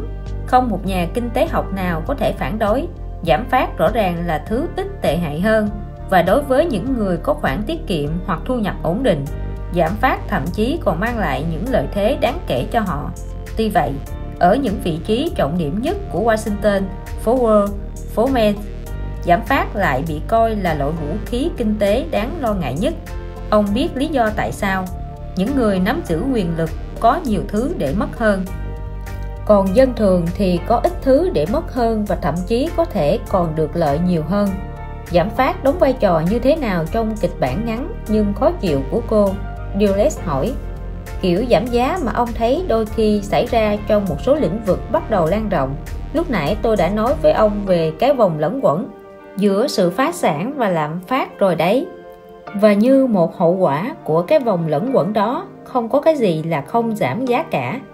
Nó thậm chí còn tác động đến cả những thứ mà mọi người vẫn nghĩ sẽ không bao giờ giảm giá, như phí khám bệnh, học phí đại học, giá vé tàu điện ngầm. Điều đó khiến tôi nhớ ra rằng, Dulles nói, lúc nãy tôi có nhờ cô đưa ra thêm những dấu hiệu của sự giảm phát và phá sản, nhưng cô vẫn chưa chỉ ra cho tôi thấy. Tôi xin lỗi, đây là một mẫu báo cũ, để tôi đọc cho ông nghe đoạn này nhé. Khi số đơn xin phá sản của các công ty cổ phần tăng lên mức kỷ lục, các công ty sẽ được yêu cầu thanh lý thay vì tái tổ chức, nhằm bán nốt những gì còn lại của công ty cho những ai trả giá cao nhất. Và đó là khi nào? Ngày 11 tháng 1 năm 2001, ông thấy đấy. Thậm chí ngay cả sau đó, tình trạng lạm phát cũng mới chỉ bắt đầu diễn ra trong một số ít lĩnh vực. Thay vì sử dụng sự phá sản như một cách để sửa lại bảng cân đối kế toán, nhiều công ty lại áp dụng cách thức đơn giản là đóng cửa và bán hạ giá các tài sản của mình. Họ bán những hàng tồn kho, khoản phải thu, bất động sản, trang thiết bị, đồ đạc, công nghệ, danh sách khách hàng, bất cứ thứ gì bằng bất cứ giá nào. Vậy thì sao? Vì thế nên trong kịch bản A, kiểu bán tháo đó đã tạo nên loại giảm phát tệ nhất, loại giảm phát với tốc độ lan rộng nhanh chóng. Nó thậm chí còn khiến các nhà kinh tế học hiểu biết nhất cũng phải ngạc nhiên. Nhưng nó kết thúc khá nhanh, và một khi nó kết thúc, khủng hoảng cũng thật sự kết thúc, không còn quả mìn nào tiềm ẩn để rồi phát nổ sau đó vài tháng hay vài năm nữa. Dulles nhớ lại những ngày làm kế toán. Như vậy về dài hạn thì nó là tốt, tôi hiểu được điều đó, nhưng sao nó cũng không thể tốt trong ngắn hạn được à? Giả sử tôi đang điều hành công việc kinh doanh, như vậy điều đó không phải có nghĩa là tôi đang tận dụng được chi phí lao động thấp hơn, chi phí nguyên vật liệu ít hơn à? Ngắn hạn không tốt, dài hạn tốt. Dulles nhắm mắt lại. Tamara đã đúng, ông nghĩ. Cứ mỗi đô la giảm trong chi phí lại làm mất đến 2, 3 hoặc 4 đô la lợi nhuận do giảm phát. Vị chuyên gia kế toán nhớ lại một hãng sản xuất máy tính chủ mà công ty ông thường tư vấn cho họ. Mặc dù không còn ở trong nhóm kiểm toán, nhưng ông cũng nắm được các số liệu của họ. Suốt trong một năm liên tục, Hãng sản xuất này đã bán được trung bình 1.000 đơn vị sản phẩm mỗi tháng với giá 4.000 đô la trên đơn vị sản phẩm. Tổng doanh thu hàng tháng của công ty là 4 triệu đô la. Trong năm tiếp theo, họ chỉ bán được 700 sản phẩm mỗi tháng, giảm 30% so với năm trước. Như thế đã là tệ lắm rồi. Nhưng rồi lại tiếp tục xảy ra tình trạng giảm phát. Hãng này đã phải giảm tới 50% mức giá trung bình cho mỗi đơn vị sản phẩm, tức là xuống còn 2.000 đô la trên đơn vị sản phẩm. Kết quả doanh thu đại bại, từ 4 triệu đô la xuống còn 1.4 triệu đô la. Tất nhiên, chi phí linh kiện cũng giảm xuống, nhưng chi phí marketing, chi phí gián tiếp lại vẫn giữ nguyên. Trước kia, khi bán được máy chủ với giá 4.000 đô la, tổng chi phí trên mỗi đơn vị sản phẩm là 3.500 đô la, họ lãi được 500 đô la trên đơn vị sản phẩm. Nay mặc dù các máy chủ được bán với giá 2.000 đô la, tổng chi phí trên mỗi đơn vị sản phẩm vẫn là khoảng 3.000 đô la. Như vậy, họ bị lỗ 1.000 đô la đối với mỗi đơn vị sản phẩm được bán ra. Hãng càng bán được nhiều sản phẩm thì càng lỗ nhiều. Mặc dù lỗ, nhưng bù lại, chúng tôi có thể làm lượng hàng bán ra tăng lên, là kiểu biện hộ phổ biến trong trường hợp này. Mất tiền nhưng bù lại bằng số lượng, thật nhảm nhí làm sao. Vậy mà đó lại là những gì từng diễn ra với ngành công nghệ trong những năm 1990. Giờ đây, kịch bản ngắn nhưng khó chịu mà Tamara Belmont đưa ra cũng liên quan đến một kiểu tương tự đang lan tràn trong toàn bộ nền kinh tế. Đến lúc này, Dulles mới bắt đầu cảm thấy hoàn toàn hiểu được ẩn ý của kịch bản này. Ông yêu cầu Tamara cung cấp cho ông 3 bản sao của bản báo cáo đầy đủ của cô và hứa với cô rằng ông sẽ tự mang báo cáo này tới cho Johnston. Ông cũng sẽ đọc kỹ lại bản báo cáo. Cô cảm thấy rất vui và quay trở lại phòng làm việc của mình. Dulles xoay chiếc ghế đang ngồi, mắt nhìn ra cửa sổ và hướng về phía con phố 14. Nên tiếp cận Johnston cách nào là tốt nhất nhỉ? Rõ ràng là đang diễn ra tình trạng giảm phát trong giá cả ngành công nghệ. Đó là lĩnh vực của Johnston. Ông ta biết rất rõ về nó và trước đây, ông cùng ông ta vẫn thường xuyên nói về nó. Thậm chí trước khi Johnston từ chức ở UCBS, giảm phát trong giá cả ngành công nghệ rõ ràng là đã bắt đầu xoáy vào tất cả các phòng ban khác nhau rồi. Và có lẽ nó vẫn tiếp tục tàn phá công ty dưới thời ban lãnh đạo mới. Nhưng hầu hết những người ngoài ngành này, thậm chí cả nhiều người trong ngành, cũng đã không nhận ra được mức giảm giá trong ngành công nghệ sẽ gây hậu quả nghiêm trọng với các công ty ra sao. Họ không nhận ra đó là một phần nhân tố quan trọng đằng sau sự sụt giảm tồi tệ nhất trong lợi nhuận công ty kể từ cuộc đại suy thoái. Từng đồng trong tổng lợi nhuận kiếm được của hơn 4.200 công ty thuộc chỉ số Nasdaq sau khoảng thời gian giữa năm 1994 đã bị quét sạch. Những vụ tổn thất lớn nhất trong lịch sử thế giới và vụ phá hủy tài sản của nhà đầu tư nhanh nhất và lớn nhất, 5.000 tỷ đô la thuộc Nasdaq đã bị tổn thất chỉ trong vòng 11 tháng. Ông nhìn lại biểu đồ của Tamara thể hiện tổng số lợi nhuận các công ty thuộc Nasdaq bị mất. Chắc chắn một lý do trong đó là các mánh khóe kế toán. Mức lợi nhuận của họ không được đến mức như thế. Vì vậy, khi những gian lận sổ sách kế toán được đưa ra ánh sáng, ảo ảnh đã tan ra dưới ánh sáng mặt trời. Tuy nhiên, giảm phát cũng là một nhân tố lớn khác, nhưng lại được ít người nói tới. Giảm phát là cơn ác mộng đối với lĩnh vực công nghệ. Giờ đây, trong kịch bản ngắn nhưng khó chịu, nó có thể còn trở thành cơn ác mộng cho các ngành khác nữa. Ngành ô tô, lắp ráp, nhà ở, thậm chí cả những ngành dịch vụ. Nó sẽ gây nên một cú sốc toàn cục, không ai có thể ngờ tới. Nhưng trong dài hạn, nó có thể là một trong những lợi ích có được từ suy thoái. Tamara đã liên hệ nó với các vụ phá sản và Dulles cảm nhận được rằng mục tiêu của cô là đúng đắn. Thực tế, nghĩ lại, ông nhớ ra rằng hầu hết các công ty làm ăn thua lỗ mà ông từng biết qua vai trò nhà tư vấn đều bị giảm phát tấn công dưới dạng này hay dạng khác. Họ có các khoản nợ lớn tới hạn mỗi ngày, nhưng họ làm chỉ vừa đủ ăn. Vì vậy, họ trông chờ vào các mức giá bán cao hơn và các khoản doanh thu lớn hơn nhằm kiếm được số tiền họ cần để thanh toán các khoản nợ đó. Rồi điều đó đã xảy ra, như hai chiếc tàu chở hàng đâm vào nhau vậy. Các khoản nợ và giảm phát, và công ty chỉ còn là lịch sử mà thôi. Dòng suy nghĩ của ông lại quay trở về với một vài nghiên cứu của riêng mình. Kết quả cuối cùng khiến ông thấy khó hiểu, nhưng giờ thì ông bắt đầu hiểu ra rồi. Thảo nào nhiều nhà phát hành trái phiếu hạng đáng đầu tư, mức PPP hoặc hơn, lại bị hạ mức độ tín nhiệm xuống thành mức cấp thấp, mức PP hoặc thấp hơn. Như vậy, American Ratings, Provident Financial, Lucent Technology, Gonza, Capipin Reals, AMR, Delta và hàng chục công ty khác có tên trong danh sách. Tình trạng nhiều nhà phát hành trái phiếu vỡ nợ đến mức kỷ lục như thế không có gì là lạ. Bethlehem Steel bị vỡ nợ tới 179 triệu đô la đối với trái phiếu, làm phá hủy danh mục đầu tư của hàng chục nghìn các nhà đầu tư. Swiss Air vỡ nợ tới 1.5 tỷ đô la, phá sạch của cải của hàng nghìn người. Nhà cung cấp dữ liệu không dây Metricom vỡ nợ 300 triệu đô la với trái phiếu có lãi suất cao ở mức 13%, đáo hạn vào năm 2010. Hiển nhiên là mức lãi suất 13% nghe thật hấp dẫn đối với hàng nghìn nhà đầu tư, nhưng nó đã mang lại điều gì cho họ? Họ chẳng bao giờ được thanh toán hết. Cạn vốn. Rồi Dulles lại nghĩ về các vấn đề tài chính mà nhiều khách hàng trước đây của ông gặp phải. Kể cả khi đang hoạt động tốt, họ vẫn gặp khó khăn trong việc tăng vốn. Điều đó xảy ra ở đâu và khi nào vậy nhỉ? Ông tự hỏi.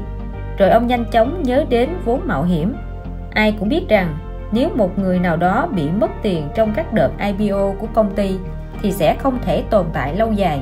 Nhưng điều mọi người không biết đó là có bao nhiêu vụ làm ăn thua lỗ hơn vì những nguồn vốn mạo hiểm đó. Trên thực tế, trong năm 2001 và 2002, các hãng vốn mạo hiểm đã phải trải qua những năm tồi tệ nhất trong lịch sử.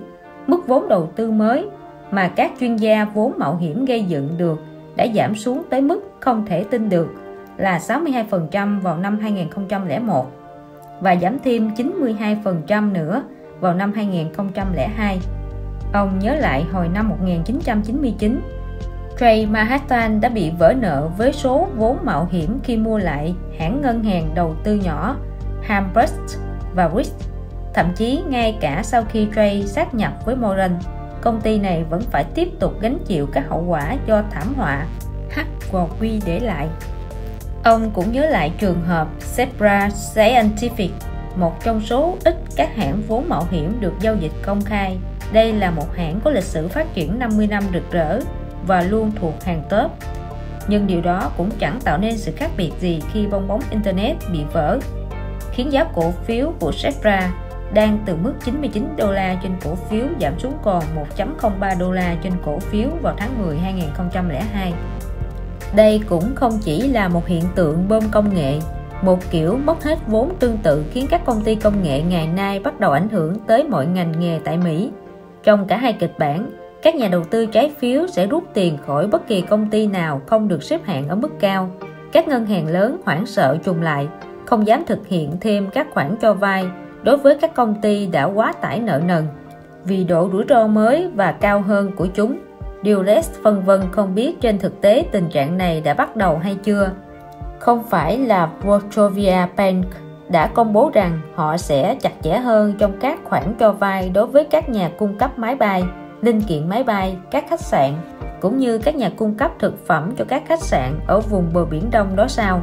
Không phải ngân hàng Bank of America cũng đã đóng cửa giao dịch tín dụng đối với các nhà thầu thương mại rồi sao? Nếu đây là điều đang xảy ra rồi thì điều gì sẽ xảy ra với một trong các kịch bản của Tamara?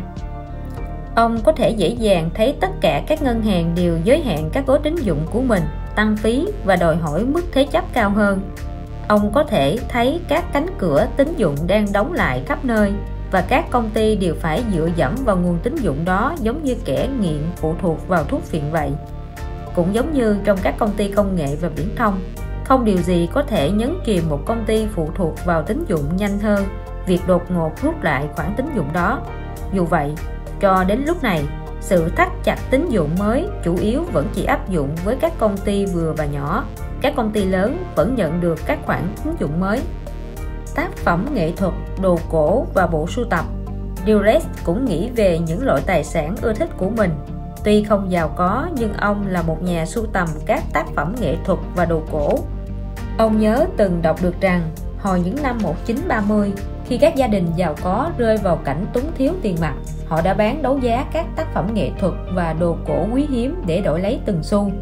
Tương tự, sau vụ suy thoái năm 1987, các tác phẩm nghệ thuật và đồ cổ tại các cuộc đấu giá lớn đã giảm mất 30, thậm chí 50%.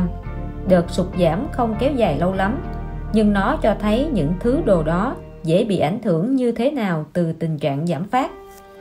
Nếu kịch bản giảm phát của Tamara trở thành sự thật, thì điều gì sẽ xảy ra với giá của chiếc đèn trần Tiffany Fabro, chiếc tem hàng không Curtis Jenny in năm 1918 của Mỹ, tấm thẻ bóng chài có chữ ký của Jackie Robinson, chiếc bình cổ từ thời nhà Minh? Tất cả chúng sẽ bị mất giá tối đa trong các đợt sụt giảm dốc đứng, khá giống với thị trường chứng khoán. Liệu các đợt giảm giá sẽ diễn ra lác đác hay thường xuyên? Liệu những người mua giàu có ở Mỹ, Nhật Bản, Hồng Kông và vùng Trung Đông có bị ảnh hưởng do giảm phát không? Khi giảm phát tấn công việc kinh doanh và các tài sản khác của họ, liệu nó có đẩy họ tới chỗ phải bán những thứ đó đi không? Điều này là rất có thể. Ông bắt đầu mường tượng giảm phát giống như hình ảnh những bông tuyết xếp chồng lên nhau khi chúng rơi xuống núi. Hình ảnh đó cũng không khác gì so với việc điên cuồng bán tống bán tháo mà ông đã chứng kiến trên thị trường chứng khoán. Giá sẽ giảm vì mọi người đều bán, và mọi người sẽ bán nhiều hơn vì giá giảm. Họ có thể bán vì tất cả các loại lý do. Họ được linh tính mách bảo, hoặc do chịu áp lực từ bên ngoài, hoặc đơn giản chỉ vì mọi người xung quanh cũng đang làm như thế. Dulles thầm cầu nguyện đừng có kịch bản nào trong số đó xảy ra, nhưng nếu phải chọn giữa một trong hai kịch bản đó, rõ ràng là ông sẽ chọn kịch bản A, ngắn nhưng khó chịu. Hãy kết thúc nó đi thôi, đừng kéo dài thêm nữa, hãy chuyển tới những thời kỳ tốt đẹp hơn, ông thì thầm một mình. Mối nguy hiểm của mức lợi nhuận cao.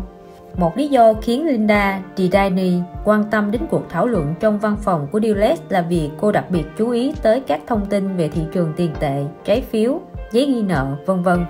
Nhưng khi nhận ra không có cái nào trong những thứ này là chủ đề chính của cuộc thảo luận, cô đã rút lui. Ngoài ra, cô còn có hẹn lúc 1 giờ chiều với nhà tư vấn của mình, và tình hình giao thông trên đường đến Baltimore luôn không thể biết trước được. Trong khi lái xe, cô tập trung tâm trí vào chiến lược mà cô đang tìm cách phát triển, một chiến lược mang lại mức lợi nhuận cao hơn cô cần, nhưng lại không phải chịu rủi ro cao hơn. Các hối phiếu kho bạc đó đang giết tôi. Cô nói như vậy với nhà tư vấn của mình qua điện thoại sau khi thông báo rằng cô sẽ tới muộn một chút. Không phải tôi đang phàn nàn đâu, ơn Chúa, tôi đã không bị mất thêm tiền. Nhưng các mức lãi suất lại quá thấp, chúng giống như một tên trộm. Ngoài ra, tôi còn phải trả cả thuế thu nhập cho khoản lãi suất này, có phải không? Vậy thì tôi lại phải bù đắp mức lạm phát nữa chứ. Mức lạm phát hiện nay đang là bao nhiêu ấy nhỉ? Có lẽ là 2%, có thể ít hơn. Nghe có vẻ không ổn với tôi lắm. Nhưng thôi, chúng ta sẽ nói thêm về điều này khi tôi tới nơi. Đến nơi, cô đi bộ về phía cửa và bấm chuông. Khi họ vào văn phòng làm việc của ông, cô lại tiếp tục những gì họ đang nói dở. Tôi không tin vào các con số về mức lạm phát thấp mà chính phủ đưa ra. Các hóa đơn bảo hiểm của tôi còn tăng nhiều hơn mức ấy. Năm nay, mức học phí của bọn trẻ lại vừa mới tăng lên nữa chứ. Mọi thứ đều tăng không ngừng. Thế còn giảm phát thì sao? Nhà tư vấn hỏi. Chị đã bao giờ nghĩ tới cảnh đó chưa? Đối với giảm phát, kể cả khi chị làm ra 0%, thì giá trị tiền mặt của chị vẫn tăng lên, thậm chí có thể là rất nhanh. Chị đã chứng kiến điều đó trên thị trường chứng khoán rồi đấy. Với cùng một khoản tiền đầu tư, giờ chị có thể mua được gấp 4 lần số cổ phiếu của UCBS so với trước đây. Chị cũng từng chứng kiến điều này đối với sản phẩm PC rồi đấy. Chị có thể mua được lượng máy tính gấp 10 lần với mức giá chỉ bằng 1/4 so với chỉ vài năm trước đây. Như vậy, mức giảm phát đó là bao nhiêu? Khoảng 97% phải không? Một ngày nào đó, chị có thể chứng kiến tình trạng giảm phát lan tới tận các hóa đơn tạp phẩm và thậm chí cả hóa đơn tiền điện của chị nữa. Linda không cảm thấy thuyết phục chút nào. Thực tế, đơn giản là cô chưa thấy điều này. Đó chỉ là sự phỏng đoán mà thôi. Cô nói, ngay lúc này, tôi hoàn toàn có thể kiếm được nhiều hơn so với các hối phiếu kho bạc đó. Vì vậy, ý định của tôi là tôi sẽ tìm mua các trái phiếu công ty được đánh giá ở mức PPP. Chúng vẫn khá an toàn, có phải không? Đúng vậy, Đó là các trái phiếu có mức điểm thấp nhất mà vẫn được coi là không phải đầu cơ, mức điểm đầu tư. Những trái phiếu thấp điểm hơn thế, như ở mức PP hoặc thấp hơn, thì được coi là đầu cơ hoặc cấp thấp. Tốt, vậy tôi sẽ chọn loại PPP. Nếu chúng bị hạ xuống mức thấp hơn, tôi sẽ bán ra. Còn nếu chúng vẫn duy trì ở mức đó, tôi sẽ giữ lại chúng để hưởng mức lãi suất cao hơn. Nhà tư vấn thấy ấn tượng với những gì cô đã tìm hiểu được về trái phiếu, nhưng anh cảm thấy mình phải có trách nhiệm trong việc đảm bảo rằng cô hiểu được cả về những nguy cơ nữa. Có thể làm vậy, nhưng tôi muốn cảnh báo chị về hai cạm bẫy này. Anh nói với vẻ quan tâm chân thành. Cạm bẫy thứ nhất là các công ty đang phá sản khắp nơi. Tôi biết điều đó. Tôi từng trải qua rồi. Với Global Crossing và Qualcomm, tôi sẵn sàng chấp nhận rủi ro đó bởi đã có các hãng đánh giá Moody's và S&P. Họ sẽ cảnh báo tôi chứ. Nhà tư vấn cảm thấy các đánh giá về trái phiếu do các công ty này đưa ra chắc chắn ít liên quan đến chủ đề tiền đút lót hơn so với các đánh giá về cổ phiếu của các hãng ngân hàng đầu tư trên phố Wall. Nhưng kể cả thiên vị ít hơn thì cũng chưa đủ yên tâm. Các đánh giá về trái phiếu vẫn có thể bị các công ty được xếp hạng mua chuộc và thanh toán. Việc hạ mức tín nhiệm vẫn có thể được trì hoãn. Trong một cuộc khủng hoảng về phá sản lan nhanh, giá trị các đánh giá hạ mức tín nhiệm có thể vẫn là quá ít, quá muộn đối với các nhà đầu tư. Chị biết tất cả về vụ Enron rồi, nhưng chị có biết điều gì đã xảy ra đằng sau những đánh giá về trái phiếu của Enron không? Nhà tư vấn hỏi. Không, điều gì đã xảy ra? Tôi sẽ nói cho chị biết. Vừa nói anh vừa đứng dậy, mở một ngăn tủ hồ sơ, tìm kiếm một lát và rồi rút ra một tập hồ sơ có ghi Enron. Từ tập hồ sơ này, anh rút ra một bài báo có dán mẫu giấy ghi chú trên đó với nội dung đánh giá về trái phiếu Enron và lại ngồi xuống. Ngay cả khi các hãng đánh giá đã chính thức nhận định tình hình tài chính của Enron đang hoàn toàn rối ren, anh nói, mắt vẫn liếc qua bài báo, thì các hãng đánh giá vẫn từ chối hạ mức tín nhiệm của công ty này xuống mức cấp thấp và vẫn khăng khăng là chúng ở mức đáng đầu tư. Chị chờ chút nhé, tôi đang tìm một bài báo cũ của tờ New York Times. Ồ, đây rồi, tôi trích dẫn lại nhé. Giám đốc các hãng chứng khoán đã bám sát nhằm hưởng lợi từ vụ giao dịch. Họ đang nói về vụ giao dịch Dynex nhằm cứu vãn Enron, thúc ép hãng đánh giá Moody's phải giữ mức đánh giá ở mức đáng đầu tư, kể cả khi trái phiếu Enron đã giảm xuống mức, thể hiện rằng mức dư nợ của họ rất rủi ro. Anh làm ơn giải thích rõ hơn được không? Nói cách khác, rõ ràng đối với mọi người thì trái phiếu Enron là ở mức thấp. Chúng đã được bán với giá trái phiếu cấp thấp trên thị trường mở. Thế mà Moody's và S&P vẫn chẳng có động thái gì cả. Và rồi sau đó trong vòng 24 giờ đồng hồ, cuối cùng các hãng đánh giá cũng phải thông báo về mức xuống hạng nghiêm trọng của trái phiếu Enron. Moody's giảm mức đánh giá về Enron xuống 5 điểm, S&P thì giảm mức đánh giá về Enron xuống 6 điểm. Cộng lại, mức độ tín nhiệm của Enron giảm tới 10 điểm. Tất cả các hãng đánh giá nhanh chóng hạ mức điểm đánh giá của họ, cứ như thả rơi một củ khoai lang nóng bỏng vậy. Nhưng khi đó cũng đã quá muộn với các nhà đầu tư trái phiếu rồi. Trái phiếu của Enron giảm từ hơn 100 đô la xuống còn 22 xu, giảm 78% so với mức đỉnh điểm chỉ 4 tháng trước đó. Như vậy, ý định của tôi hóa ra lại chẳng khác gì việc nắm giữ các trái phiếu công ty cho tới tận sau khi chúng bị hạ xuống mức thấp à. Tôi thấy mừng là chị từ bỏ ý định đó, vì việc làm đó là rất mạo hiểm vào thời điểm này. Có thể trong tương lai, khi đã qua được thời kỳ tồi tệ nhất của cuộc khủng hoảng và hầu hết mọi thứ lại tăng trở lại, lúc đó chúng ta sẽ quay trở lại thực hiện kế hoạch đó. Tiện đây, tôi cũng muốn hỏi là trong danh mục đầu tư của ông chị có bất kỳ loại trái phiếu nào không? Vì bây giờ anh đã đề cập nên tôi cũng thú thật là có, nhưng tôi chưa bao giờ nghĩ sẽ nói ra điều này bởi chúng ta đang tập trung vào các cổ phiếu. Nhà tư vấn có vẻ hơi buồn. Không sao, hãy nhớ là chúng ta đang trải qua một thời kỳ rất khó khăn. Chị không thể bỏ sót một thứ gì hết. Chỉ cần xem xét mọi thứ khi đang sở hữu có nguy cơ bị tổn thất và thận trọng đánh giá độ rủi ro của chúng. Các trái phiếu công ty, như chúng ta đã thảo luận trước đây, có thể hoàn toàn gặp rủi ro trong một nền kinh tế đang suy giảm. Thế còn quỹ lương hưu 401k của chị thì sao rồi? Quỹ lương hưu 401k là loại quỹ hưu cho phép người lao động yêu cầu chỉ trích một phần lương chưa đóng thuế chuyển vào quỹ lương hưu của họ. Các khoản tiền lương được trích ra không phải đóng thuế tạm thu trong thời gian lưu giữ trong quỹ hưu. Quỹ lương hưu 401k của tôi à? Trời đất, tôi quên bén đi mất, cô nói. Trái lại là đằng khác, thực ra tôi mới là người phải nhắc chị về nó. Đây, tôi có hướng dẫn về cả hai cho chị đây. Nên làm gì với các trái phiếu của bạn và quản lý quỹ lương hưu 401k của bạn trong thị trường suy thoái. Chị hãy tham khảo khi cần nhé. Tôi có một người bạn chỉ chuyên mua các quỹ đầu tư. Cô nói khi nhà tư vấn tiễn cô ra cửa, liệu cô ấy nên làm gì? Nếu các quỹ đầu tư đó đầu tư vào cổ phiếu thì hãy làm theo các hướng dẫn về cổ phiếu mà tôi đã đưa cho cô.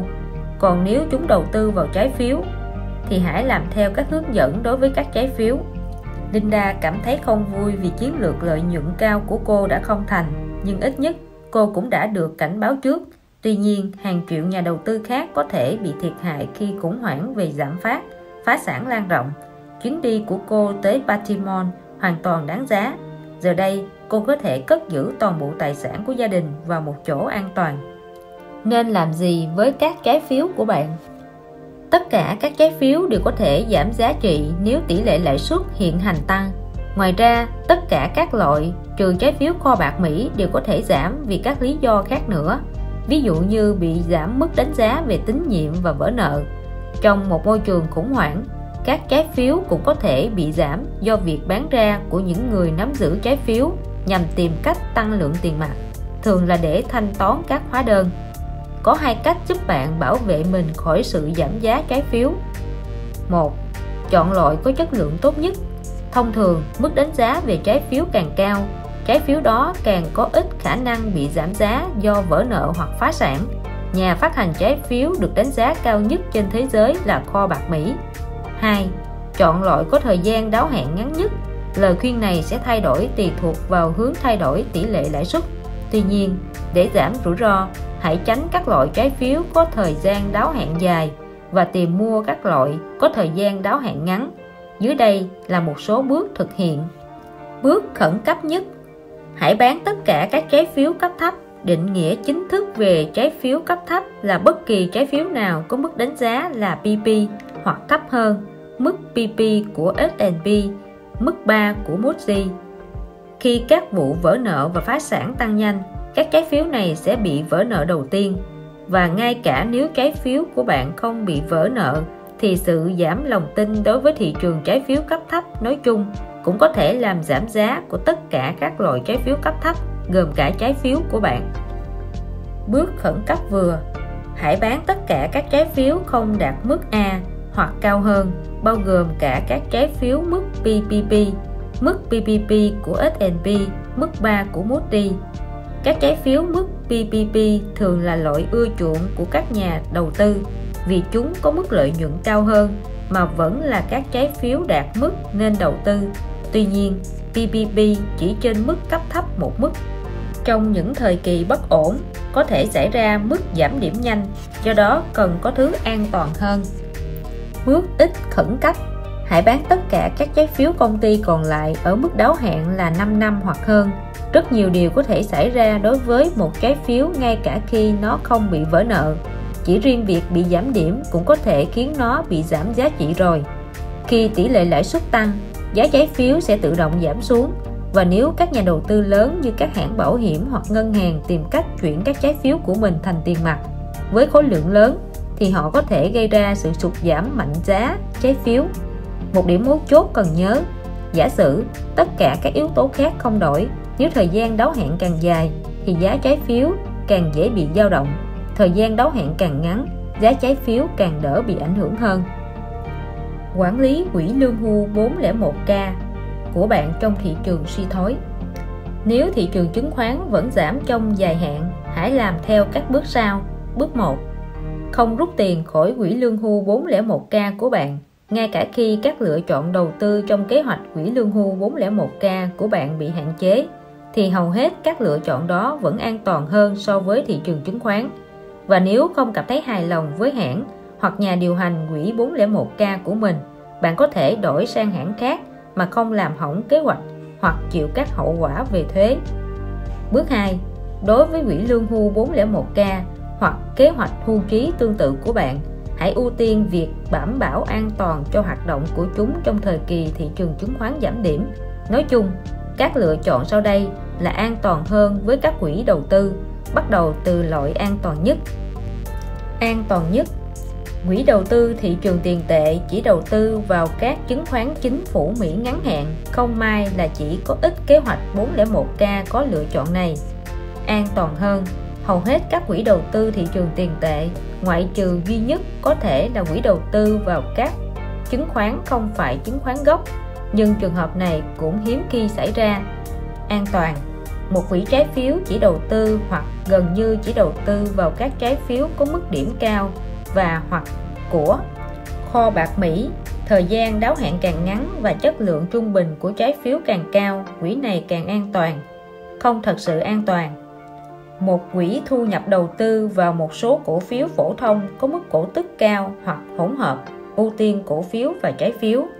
Đây có thể là sự đầu tư thích hợp trong thị trường ổn định, nhưng có thể bị lỗ trong thị trường suy thoái hoặc giảm điểm kéo dài. Do đó, lựa chọn này chỉ nên dùng khi không còn lựa chọn nào khác an toàn hơn. Bước 3. Nếu kế hoạch 401k của bạn không có lựa chọn an toàn, hãy làm đơn kiến nghị tới chủ lao động hoặc các nhà quản lý lợi ích của bạn. Hãy cho họ biết rằng với các rủi ro trên thị trường, bạn cảm thấy họ chưa hoàn thành trách nhiệm theo luật liên bang về việc cung cấp cho các thành viên quỹ lương hưu số lượng đầy đủ các lựa chọn thích hợp. Nếu tình hình hoạt động của các quỹ trong kế hoạch này rất tệ trong 1 hoặc 2 năm gần nhất, hãy sử dụng thông tin này để hỗ trợ cho yêu cầu của bạn. Sau đây là những lý lẽ bạn có thể sử dụng trong bản kiến nghị. Hãy sửa lại cho phù hợp với trường hợp của bạn. Tất cả hoặc gần như tất cả các quỹ thuộc kế hoạch 401k hiện tại đang đầu tư vào thị trường cổ phiếu ở một mức độ nào đó. Tuy nhiên, dựa vào tình hình hoạt động gần đây của các quỹ này, tôi cho rằng việc đầu tư bất kỳ khoản nào trong quỹ lương hưu của tôi vào các cổ phiếu tại thời điểm này đều sẽ không đem lại lợi ích tốt nhất cho tôi. Do đó, xin vui lòng bổ sung càng sớm càng tốt, ít nhất là một quỹ chỉ chuyên đầu tư vào các công cụ cố định hoặc các thị trường tiền tệ, luôn tránh đầu tư vào cổ phần. Theo mục 404C của IRSA, đạo luật bảo vệ thu nhập lương hưu của nhân viên, các kế hoạch hưu trí phải cung cấp ít nhất 3 sự lựa chọn cho các nhà đầu tư. Bắt ép các thành viên của quỹ phải đầu tư vào thị trường cổ phiếu là hành động vi phạm đạo luật trên. Bước 4. Các bước thực hiện chi tiết được trình bày cụ thể trong cuốn Hướng dẫn đảm bảo tiền của bạn của tác giả Wiley. Những quyền chọn tòi. Linda và các anh cô thực hiện tất cả các bước cần thiết để bảo vệ phần tài sản thừa kế tương lai và các quỹ lương hưu. Vì vậy, họ đã thở phào nhẹ nhõm và sẵn sàng làm nhiều thứ hơn.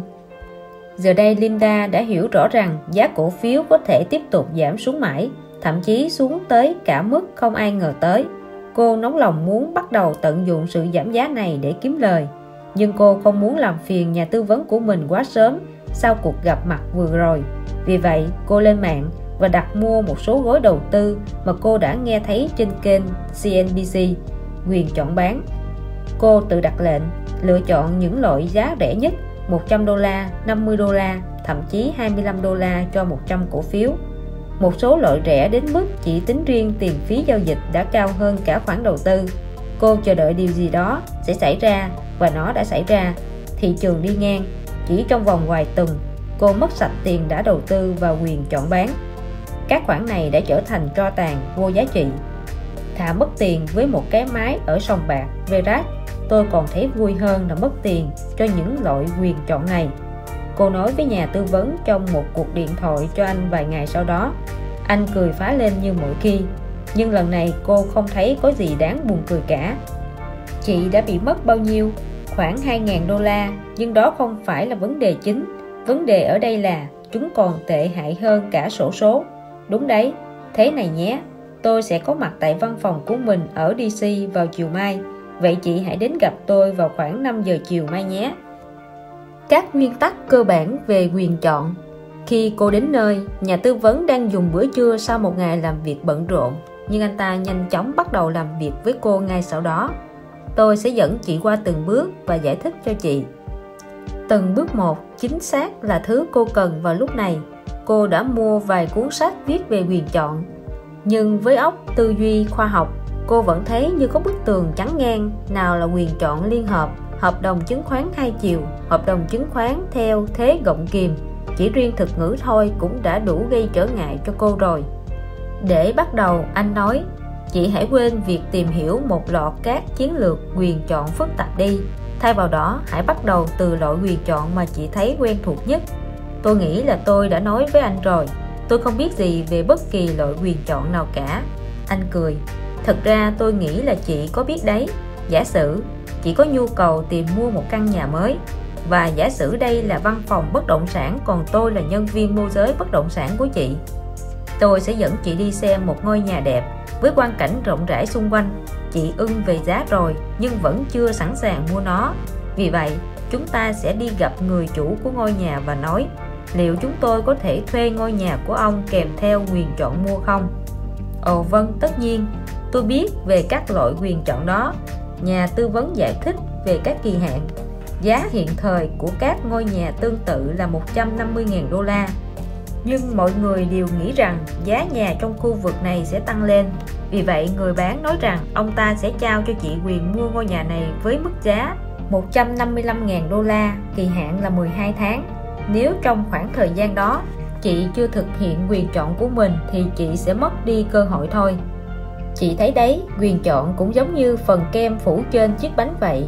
Nếu không sử dụng nó, chị cũng chẳng mất gì cả. Nhưng nếu cần đến nó, chị sẽ có nó. Vì vậy, chị sẽ chấp nhận cuộc mua bán này. Chị rõ chứ? Rất rõ. Được, một ví dụ nữa. Khung cảnh thay đổi. Vẫn là cái bàn này, vẫn là đồ đạc này. Nhưng lúc này chúng ta không còn ở trong văn phòng bất động sản nữa. Chúng ta đang ở trong một văn phòng tuyển dụng, và tôi là người giới thiệu việc làm cho chị. Chị nói chán công việc giảng dạy và muốn tìm một công việc thuộc lĩnh vực kinh doanh. Tôi giới thiệu cho chị một công ty nhỏ mới thành lập đang tuyển trợ lý nghiên cứu và phát triển thị trường. Họ sẽ trả cho chị một mức lương cao hơn nhiều so với mức lương mà chị đang nhận. Vậy phản ứng của chị thế nào? Tôi không quan tâm. Này nhé, chế độ của họ cũng rất tuyệt. Gói bảo hiểm sức khỏe toàn diện dành cho chị, chồng và các con của chị nữa. Không, họ còn có một gói quyền chọn hấp dẫn lắm nhé. Chị thích nó chứ? Đúng vậy, cô thú nhận. Được, đây là thỏa thuận. Anh nói với vẻ phấn khích. Đây là một công ty về công nghệ sinh học, được cho là có triển vọng và sẽ vẫn hoạt động hiệu quả dù thị trường chứng khoán lên hay xuống. Như một phần thưởng đón chào nhân viên mới, công ty này dành cho chị một quyền chọn mua 10.000 cổ phiếu với giá 5 đô la trên cổ phiếu vào bất kỳ lúc nào trong vòng 5 năm tới. Đó là một mức giá hời, 5 đô la. Được. Hiện giờ, cổ phiếu này đang được bán với giá 2.75 đô la. Vì vậy, chị chưa thể làm gì với quyền chọn đó vào lúc này. Nhưng chị chỉ phải chờ thôi. Anh tiếp tục nói, bắt chước vẻ của một nhà tuyển dụng nhiệt tình. Loại cổ phiếu này có thể tăng lên mức giá 10 đô la, 20 đô la, có thể thậm chí lên tới 50 đô la, như nhiều loại cổ phiếu công nghệ khác. Khi điều đó xảy ra, chị có thể kiếm chác được nhiều đấy. Bất kể các cổ phiếu này đang được bán với giá bao nhiêu, chị vẫn chỉ phải mua nó ở mức giá 5 đô la trên cổ phiếu. Giả sử cổ phiếu này chỉ đạt tới mức 10 đô la trên cổ phiếu, chị sẽ bỏ tiền ra mua 10.000 cổ phiếu với mức giá 5 đô la trên cổ phiếu. Tổng cộng là 50.000 đô la. Rồi chị bán lại số cổ phiếu này và thu về 100.000 đô la.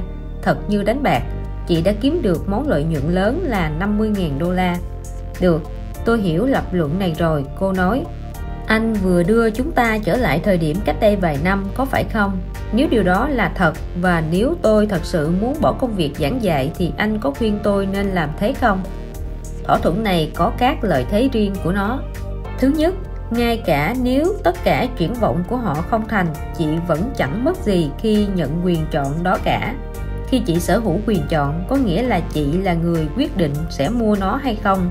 Nếu cuối cùng công ty đó lại phá sản, chị chỉ việc vứt bỏ quyền chọn đó vào sọt rác. Thứ hai, anh tiếp tục, không giống như các quyền chọn chị mới mua gần đây.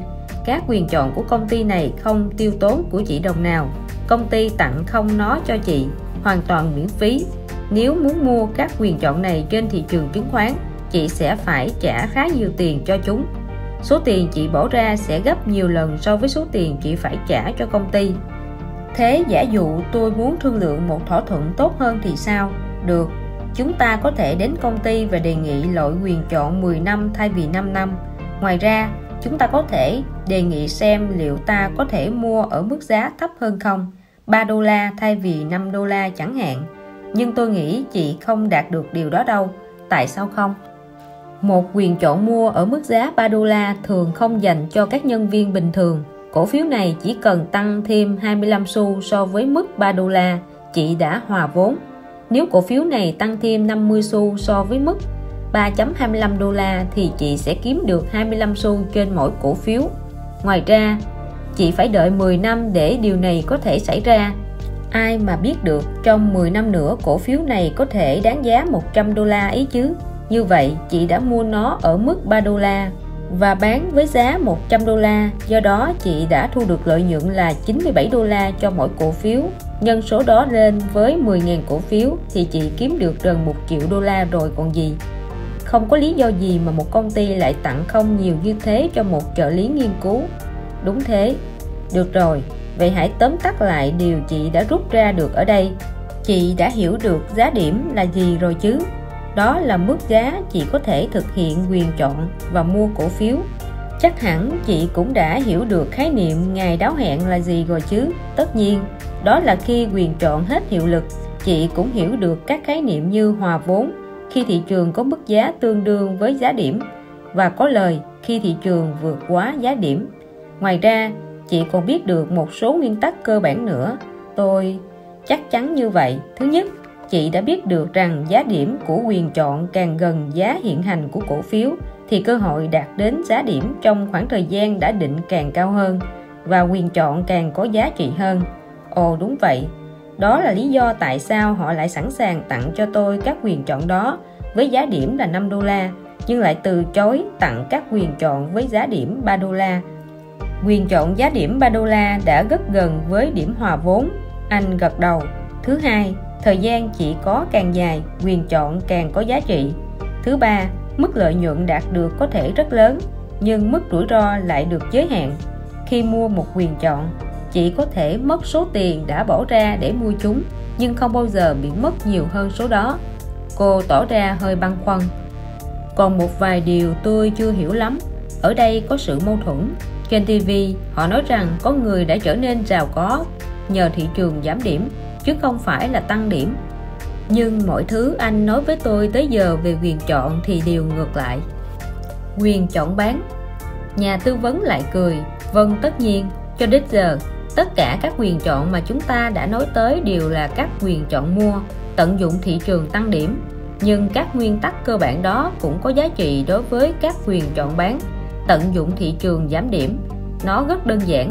Thay vì cho chị quyền chọn mua ở mức giá xác định trước thì quyền chọn bán lại cho chị quyền bán ở một mức giá xác định trước. Tôi không hiểu. Trở lại với ví dụ ngôi nhà, giả sử tôi là đại lý bất động sản nhé. Linda gật đầu. Được, còn tôi thì đang đi mua nhà. Không, lần này chị đi bán nhà. Bán nhà? Được, tôi đang bán nhà. Rồi sao nữa? Thực ra, chị chưa muốn chuyển đi trong vòng 1 năm nữa hoặc hơn. Tôi hiểu, nhưng tại sao tôi không đợi 1 năm nữa rồi mới bán nhà? Bởi chị lo ngại rằng ngôi nhà của chị sẽ giảm giá trị. Giả sử hiện giờ nó được xác định đang có giá 190.000 đô la, nhưng chị lo ngại rằng cùng vào thời điểm này năm sau nó sẽ giảm xuống còn có 160.000 đô la. Vì vậy, chị đến gặp tôi và nói: anh có thể giúp tôi ấn định mức giá bán không? Anh có thể làm được như vậy à? Linda hỏi. Tất nhiên là tôi có thể. Nhiều đại lý bất động sản vẫn quảng cáo rằng nếu chúng tôi không thể bán nhà cho bạn, chúng tôi sẽ mua lại nó. Và tôi cũng sẽ làm như vậy với chị, với điều kiện chị trả cho tôi mức phí, giả sử là 2.000 đô la. Đổi lại tôi sẽ ký một hợp đồng với chị, trong đó cho chị quyền bán ngôi nhà cho tôi và ấn định mức giá là 190.000 đô la. Đó chính là hợp đồng quyền chọn bán. Thật sự nếu là anh, tôi sẽ không làm thế đâu. Nhưng tại sao anh lại dành cho tôi quyền chọn đó? Bởi tôi không nghĩ là giá sẽ hạ. Tôi có thể chắc chắn sẽ tìm được cho chị một người mua ở mức giá ít nhất là 190.000 đô la, có thể còn hơn thế. Vì vậy tôi không những không bị mất gì mà còn dễ dàng thu thêm được khoản phí 2.000 đô la. Như vậy là tốt cho anh. Nhưng còn tôi thì phải làm gì? Nếu giá thị trường đi lên, chị sẽ không phải làm gì cả. Tôi sẽ kiếm được một người mua tốt cho chị, giả sử ở mức giá 195.000 đô la, và chị chỉ việc vứt cái hợp đồng quyền chọn vào sọt rác. Cớ gì chị lại muốn bán nó cho tôi với giá 190.000 đô la, trong khi tôi có thể tìm được người mua khác với giá 195.000 đô la chứ? Vì vậy chị chỉ phải mất 2.000 đô la phí dịch vụ thôi. Vậy thì sao? Ít nhất chị cũng có thể ngủ ngon giấc hàng đêm, vì chị đã ấn định được mức giá đảm bảo tối thiểu rồi. Và nếu thị trường đi xuống thì sao?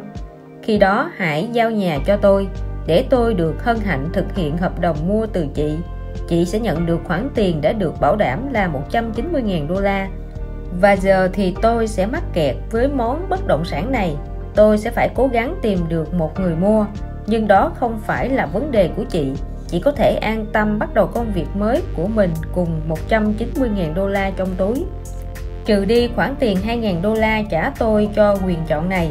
Linda mỉm cười. Cuối cùng cô cũng hiểu được quyền chọn bán, nhưng cô vẫn chưa thể kết nối chúng với việc kiếm lợi nhuận khi thị trường giảm điểm ra sao. Thế loại quyền chọn này có tác dụng như thế nào đối với cổ phiếu? Giả sử chị có 100 cổ phiếu của Microsoft và chúng đang được bán với giá 60 đô la trên cổ phiếu. Chị chưa sẵn sàng hoặc chưa thể bán ra các cổ phiếu này, nhưng chị lo ngại rằng trong vòng 6 tháng nữa hoặc hơn, giá cổ phiếu Microsoft sẽ giảm xuống còn 40 đô la. Vì vậy, chị đến gặp tôi và nói tôi cần ấn định mức giá bán của mình, như là trường hợp với ngôi nhà của tôi vậy. Tôi muốn mua một hợp đồng quyền chọn bán cổ phiếu Microsoft với giá 55 đô la. Tôi muốn mua một hợp đồng quyền chọn bán cổ phiếu Microsoft với giá 55 đô la. Chính xác. Vì vậy tôi bán nó cho chị. Bây giờ, nếu cổ phiếu tăng giá, chị sẽ rút lại quyền chọn này và vứt nó đi. Nếu cổ phiếu giảm xuống còn 40 đô la, chị sẽ giao 100 cổ phiếu đó cho tôi, và tôi phải trả cho chị mức giá 55 đô la mà chị đã ấn định. Cũng giống như việc tôi đã phải trả chị mức giá ấn định 190.000 đô la đối với ngôi nhà của chị vậy. Từ từ đã nhé. Giả sử tôi không có bất kỳ cổ phiếu nào của Microsoft thì sao? Tôi phải làm gì? Thế mức giá cổ phiếu của Microsoft được bán lúc đó là bao nhiêu? 40 đô la. Và chị cần bao nhiêu cổ phiếu? 100. Được. Vậy thì chị còn chờ cái gì nữa? Có hàng triệu cổ phiếu Microsoft đang được bán. Chỉ việc đi ra và mua 100 cổ phiếu với giá 40 đô la trên cổ phiếu. Sau đó chị có thể quay lại gặp tôi và bán chúng cho tôi với mức giá 55 đô la. Anh có thể cho tôi một ví dụ nữa được không? Tất nhiên, giả sử chị dự đoán cổ phiếu của công ty ABC sẽ giảm từ mức giá 100 đô la xuống còn 50 đô la. Như vậy, chị có thể mua một hợp đồng quyền chọn bán cổ phiếu ở mức giá 90 đô la. Nếu chị đoán đúng và giá cổ phiếu giảm xuống còn 50 đô la, chị có thể mua nó với giá 50 đô la. Với hợp đồng quyền chọn, chị có quyền bán lại nó với giá 90 đô la. Vì vậy, chị mua nó với giá 50 đô la và bán lại nó với giá 90 đô la. Lợi nhuận thuần của chị sẽ là 40 đô la. Vậy tôi phải mua cổ phiếu và sau đó bán lại nó ngay à? Không, không hề. Chị không cần phải tự mình thực hiện quyền chọn để có thể kiếm được khoản tiền đó. Chị chỉ cần bán quyền chọn đó đi thôi. Và chị cũng không cần phải chờ cho đến khi quyền chọn đó đáo hạn. Chị có thể bán nó bất cứ lúc nào. Trong trường hợp này, mục tiêu của chị là kiếm lời bằng việc mua và bán các quyền chọn, chứ không phải bằng việc mua và bán các cổ phiếu. Như thế sẽ đơn giản hơn rất nhiều. Tất cả những gì chị cần làm là mua các quyền chọn với giá thấp và bán lại chúng với giá cao, như bất kỳ sản phẩm nào khác. Cô vẫn muốn biết cụ thể hơn, nhưng đó không phải là những gì có tác dụng với các quyền chọn mà tôi vừa mua chứ, có phải không? Anh có thể gợi ý làm thế nào để tôi có thể khiến chúng có tác dụng được không? Tất nhiên là có. Anh xé một tờ giấy ra và tạo nên một thứ mà anh gọi là hợp đồng thỏa thuận với các chi tiết sau. hợp đồng quyền chọn bán, số lượng cổ phiếu 100, cổ phiếu của công ty ABC, thời hạn hiệu lực 3 tháng kể từ ngày hôm nay, mức giá điểm $90.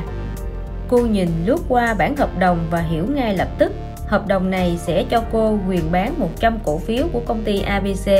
Cô sẽ có 3 tháng kể từ hôm nay để thực hiện quyền đó. Sau đó nếu cô thật sự bán các cổ phiếu này, cô sẽ thu được $90 cho mỗi cổ phiếu. Và tôi không cần phải sở hữu các cổ phiếu này phải không? Đúng vậy. Thực tế, chị có thể quên việc phải sở hữu cổ phiếu đi. Khoản đầu tư chị đang mua chính là bản hợp đồng này, quyền chọn này. Bây giờ, chị chỉ phải tập trung chú ý vào việc hợp đồng này có giá bao nhiêu và chị có thể bán nó đi với giá bao nhiêu. Đó chính là câu hỏi của tôi. Làm thế nào tôi có thể biết được hợp đồng này có giá bao nhiêu? Dễ thôi, chị có thể hỏi nhà môi giới của mình hoặc kiểm tra thông tin trên báo hay mạng Internet. Giả sử quyền chọn bán của công ty ABC đang được bán với giá $4.75 trên cổ phiếu. Hợp đồng này quy định số lượng là 100 cổ phiếu. Vậy có nghĩa là nó có giá 100 lần của $4.75, tức $475 trên hợp đồng. Vậy liệu tôi có thể bán chúng với giá bao nhiêu trong tương lai? Nhà tư vấn ngồi tựa lưng vào ghế và suy nghĩ trong giây lát. Cũng còn tùy, chị muốn nghe cái gì trước, kịch bản thua hay kịch bản thắng? Hãy bắt đầu bằng kịch bản thua đi. Thật không may là cô vừa nói vừa mỉm cười. Có vẻ như tôi có duyên với thua lỗ hơn. Tôi đã có vài kinh nghiệm thực tế trên đấu trường này rồi. Kịch bản quyền chọn vô giá trị. Tốt thôi, hãy nhớ rằng khi chị mua một quyền chọn bán đối với cổ phiếu công ty ABC, nghĩa là chị đang đặt cược rằng cổ phiếu này sẽ đi xuống. Vì vậy, khi giá cổ phiếu này đi lên thì đó là một thông tin không có lợi cho chị. Khi nó đi xuống, như chị dự tính, điều đó có lợi cho chị hiểu chứ? Tôi hiểu. Điểm mấu chốt nằm ở đó mà. Tôi muốn kiếm lời từ một thị trường đi xuống. Được, giả sử chị chẳng may vào đúng thời điểm cổ phiếu công ty ABC lại bắt đầu đi lên ngay lập tức đến giá $130, không như chị dự đoán. Do đó quyền chọn đó không thể thực hiện được vào lúc này. Rõ ràng là chị không muốn bán cổ phiếu với giá $90, trong khi nó đáng giá tới $130. Vào ngày hợp đồng quyền chọn hết hiệu lực, giá cổ phiếu này vẫn ở mức gần $130. Vậy lúc đó, giá quyền chọn này đáng giá bao nhiêu? Không gì hết, mất hoàn toàn. Chỉ mất tất cả những gì đã đầu tư vào đó. Tôi hiểu rồi, cô nói sau một lát ngẫm nghĩ. Bây giờ anh hãy nói cho tôi biết tình hình sẽ như thế nào khi giá cổ phiếu đi xuống. Kịch bản đi ngang. Để sao đã, trước tiên hãy nhìn vào thị trường đi ngang đã nhé. Cổ phiếu công ty ABC giảm một chút vào ngày hôm nay rồi lại tăng lên một chút vào ngày hôm sau. Cho dù thị trường đang sôi động, giá của chúng vẫn gần như dậm chân tại chỗ. Ngày trôi qua, quyền chọn của chị sẽ giảm giá trị. Nó giống như hình ảnh một chiếc đồng hồ cát với những hạt cát rơi đều đều tương ứng với mỗi khoảnh khắc trôi qua vậy. Đột nhiên, chỉ vài ngày trước khi quyền chọn bán của chị hết hiệu lực, cổ phiếu công ty ABC cuối cùng cũng giảm được vài điểm. Nhưng quá muộn rồi, cổ phiếu này không giảm xuống dưới mức $90 cho tới tận 3 tuần sau khi hợp đồng đáo hạn. Điều đó là không tốt. Không, sự chối kêu ở đây là chị đã nhận định đúng về cổ phiếu công ty ABC. Chúng có đi xuống, đúng như chị nghĩ. Như thế vẫn chưa đủ tốt. Chị còn phải xác định đúng thời gian nữa. Chị đã mua quyền chọn bán đó quá sớm. Vào lúc các cổ phiếu sắp giảm xuống thì thời gian của chị đã hết. Kết quả cuối cùng là hợp đồng này kết thúc vô ích, giống như ví dụ trước vậy. Vậy bây giờ chúng ta có thể chuyển sang kịch bản thắng lợi được chưa? Kịch bản hòa vốn. Chúng ta đang đến gần kịch bản đó rồi, nhưng vẫn chưa đến nơi. Cổ phiếu công ty ABC giảm ngay từ đầu. Thời gian mà chị xác định đã chuẩn xác, và nó tiếp tục giảm gần như mỗi ngày. Cổ phiếu giảm xuống dưới $90. Chị đã hòa vốn và đó là một tin vui. Nhưng hòa vốn không có nghĩa là có lời. Hãy nhớ lại, chị đã phải trả $4.75 cho mỗi cổ phiếu.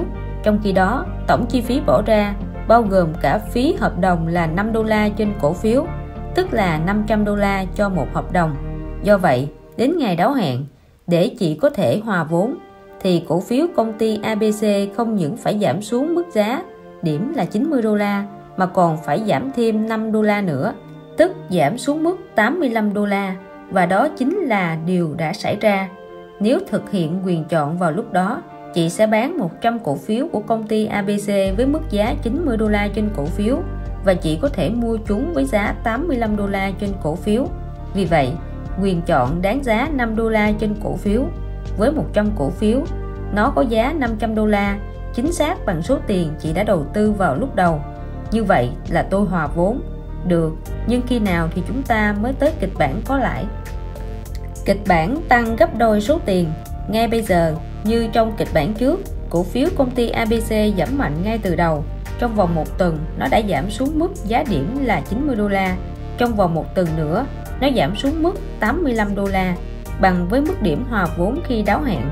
Nhưng hợp đồng quyền chọn này vẫn còn thời hạn 2 tháng nữa, và cổ phiếu công ty ABC vẫn tiếp tục giảm. Tới ngày đáo hạn, cổ phiếu công ty ABC được giao dịch ở mức giá 80 đô la. Nếu thực hiện quyền chọn lúc này, chị sẽ có thể mua 100 cổ phiếu công ty ABC với mức giá 80 đô la và bán chúng với mức giá 90 đô la. Chị sẽ dễ dàng kiếm được khoản chênh lệch 10 đô la trên cổ phiếu, và tổng cộng là 1.000 đô la. Nhưng chị không thực hiện quyền chọn, mà thay vào đó chị chỉ việc bán nó cho người khác với giá 1.000 đô la. Chị không bao giờ bị bắt buộc phải tự thực hiện quyền chọn. Chị có thể bán nó để kết thúc vị thế của mình. Giờ là anh nói đấy nhé, cô kêu lên. Tôi đầu tư 500 đô la và thu về 1.000 đô la.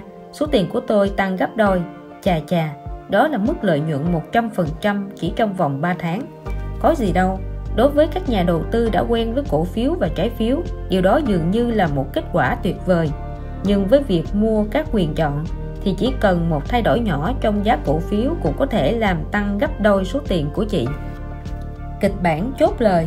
Bây giờ anh tiếp tục. Giả sử cổ phiếu công ty ABC vẫn tiếp tục giảm không ngừng. Nó giảm xuống dưới mức 90 đô la chỉ trong vòng vài ngày đầu tiên. Vì vậy, gần như ngay lập tức, hợp đồng quyền chọn của chị đã sinh lời. Đây là một tín hiệu rất tốt.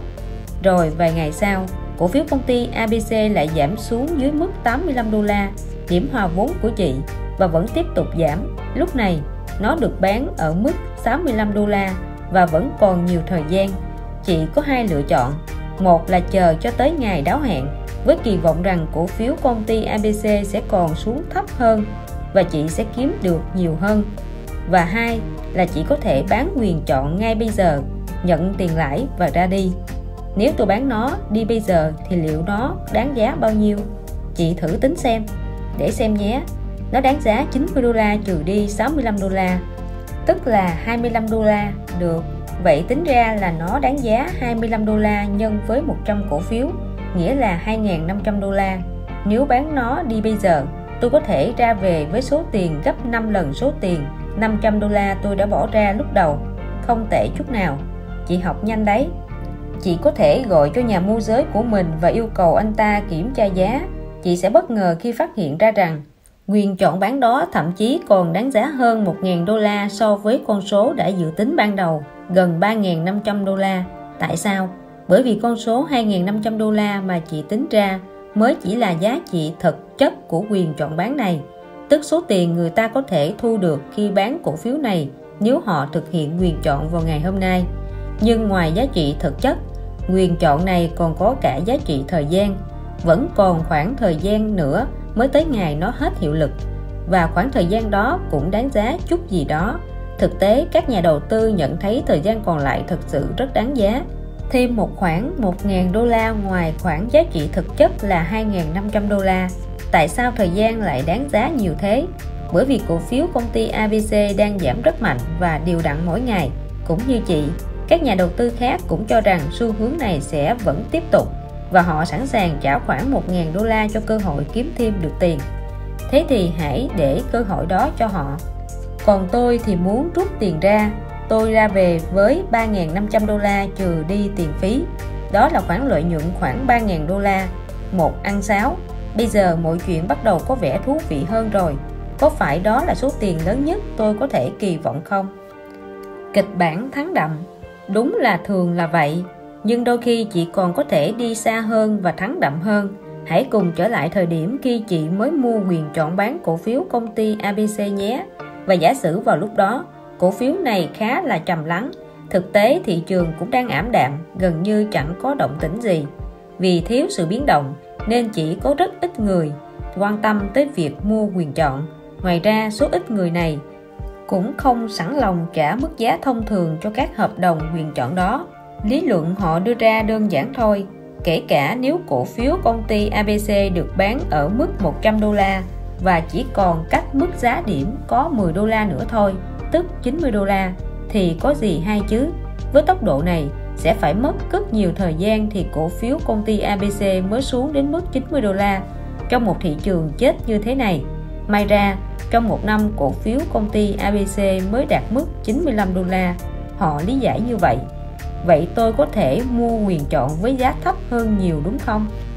Đúng, những người sở hữu các quyền chọn bán cổ phiếu công ty ABC đã nản lắm rồi. Họ cố tìm ra ai đó để rũ bỏ trách nhiệm khỏi các hợp đồng này, nhưng chẳng ai muốn mua cả, ngoại trừ chị và một số ít những người khác. Thay vì phải trả gần 500 đô la cho quyền chọn này, chị chỉ phải trả ít thôi, hơn 2 đô la cho mỗi cổ phiếu, tức 200 đô la cho hợp đồng 100 cổ phiếu bao gồm cả tiền phí. Rồi sao nữa? Rồi bất thình lình công ty ABC công bố rằng họ còn lâu mới đạt tới kỳ vọng về mức lãi của Fowler. Cùng lúc đó toàn bộ ngành này bị đánh bại và chỉ còn cố duy trì hoạt động. Thay vì chỉ dao động 10 xu hoặc ít hơn mỗi ngày, cổ phiếu này cứ luân phiên giảm và tăng rất nhanh với mức 5 đô la hoặc thậm chí 10 đô la mỗi ngày. Chỉ trong vòng vài ngày, cổ phiếu công ty ABC được bán ở mức 65 đô la. Chị vội gọi điện cho nhà môi giới của mình để tìm hiểu xem quyền chọn lúc này đáng giá bao nhiêu. Chị khó có thể tin vào tay mình. Nó đã tăng từ mức 200 đô la chị phải trả ban đầu lên tới 4.000 đô la. Tại sao nó lại đáng giá nhiều đến vậy? Có 3 lý do. Thứ nhất, đó là giá trị thực chất. Chị biết cách tính rồi đấy. 90 đô la trừ đi 65 đô la bằng 25 đô la đối với mỗi cổ phiếu hoặc 2.500 đô la đối với hợp đồng 100 cổ phiếu. Thứ hai, đó là giá trị thời gian. Vì vẫn còn nhiều tuần nữa mới hết hiệu lực hợp đồng nên thời gian này cũng đáng giá.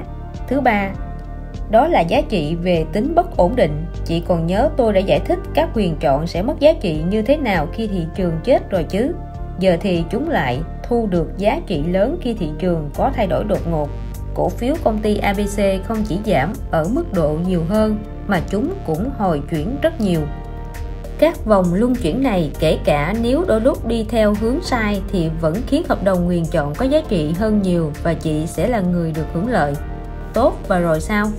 Cộng tất cả lại: 1. Giá trị thực chất, 2. Giá trị thời gian và 3. Nhân tố bất ổn định. Hợp đồng quyền chọn bán cổ phiếu công ty ABC của chị giờ đáng giá 4.000 đô la, tức là gấp 20 lần so với số tiền chị phải trả. Quả là mức lợi nhuận đầu tư bùng nổ. Điều này có thể xảy ra không? Có, và nó thật sự đã xảy ra. Chị không thể trông mong vào điều đó, nhưng chiến lược của chị cần tuân theo điều đó. Chị cần phải sử dụng các quyền chọn như một chiếc que buộc dây cao su vậy. À không, như một chiếc súng cao su. Súng cao su không phải là một chiếc súng thật sự. Nó không bao giờ có thể bắn ngược lại chị. Nhưng nó lại mang đến cho chị một lực đòn bẩy rất lớn. Nếu chị bắn trượt vài phát, hãy thử thêm vài phát nữa. Nó có thể là một vũ khí rất mạnh, nhưng chị cần học các kỹ năng sử dụng nó. Như là kỹ năng đầu tiên là cần phải biết lựa chọn những hòn đá, không phải là những viên ngọc đắt giá, chỉ cần là những hòn đá bình thường, hình thù ổn và không đắt đỏ gì. Kỹ năng thứ hai là kỷ luật, kiểm soát được lòng tham, nhận biết được vật mình có chắc trong tay. Kỹ năng thứ ba và cũng là khó nhất, đó là chọn được thời điểm. Nhà tư vấn kiên nhẫn dành thêm 1 giờ đồng hồ nữa để nói hết về những ngóc ngách trong giao dịch các hợp đồng quyền chọn, tóm tắt chúng thành 15 quy tắc để tận dụng hiệu quả nhất các hợp đồng quyền chọn. Quy tắc quan trọng là đừng bao giờ đầu tư nhiều hơn số tiền bạn có thể chấp nhận thua lỗ. Gì nữa? Đó thường là một ý kiến hay khi mua ít nhất 2 hợp đồng cho mỗi quyền chọn. Sau đó khi chị đã kiếm được gấp đôi số tiền, hãy bán đi một nửa số đó. Khoản này sẽ trang trải chi phí chị đã bỏ ra và mang lại cho chị ít nhất là một điểm hòa vốn tính trên toàn bộ giao dịch. Sau đó để các hợp đồng còn lại tiếp tục mang lại cho chị cơ hội kiếm lời hoặc thắng lớn. Linda cảm thấy hài lòng, nhưng vẫn còn một câu hỏi cuối cùng. Đôi khi nó có vẻ giống như chơi bạc vậy. Vì vậy tôi luôn tự hỏi liệu mình có nên mua các quyền chọn hay không. Tôi không thể trả lời câu hỏi đó. Hãy nhớ, chị có thể vẫn kiếm lời từ một vụ sụt giảm chỉ bằng cách ngồi yên với các hối phiếu kho bạc. Thị trường càng giảm, đồng tiền của chị càng có giá trị. Chị không cần phải đi xa hơn, hoặc chị có thể chỉ cần sử dụng các chỉ số ngược. Nhưng tôi có thể nói với chị về những gì mà một số nhà đầu tư có kỷ luật đang làm.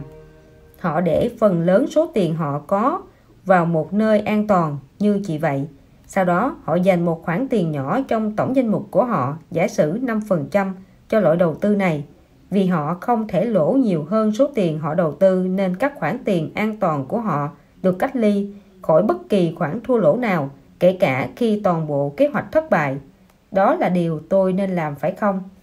Hãy quay lại các mục tiêu của chị. Lúc trước, chị đã nói rằng một trong các mục tiêu của chị là nhanh chóng bù đắp các khoản lỗ, có phải không? Chị cũng nói rằng chị muốn kiếm được nhiều tiền khi thị trường khủng hoảng, có phải không?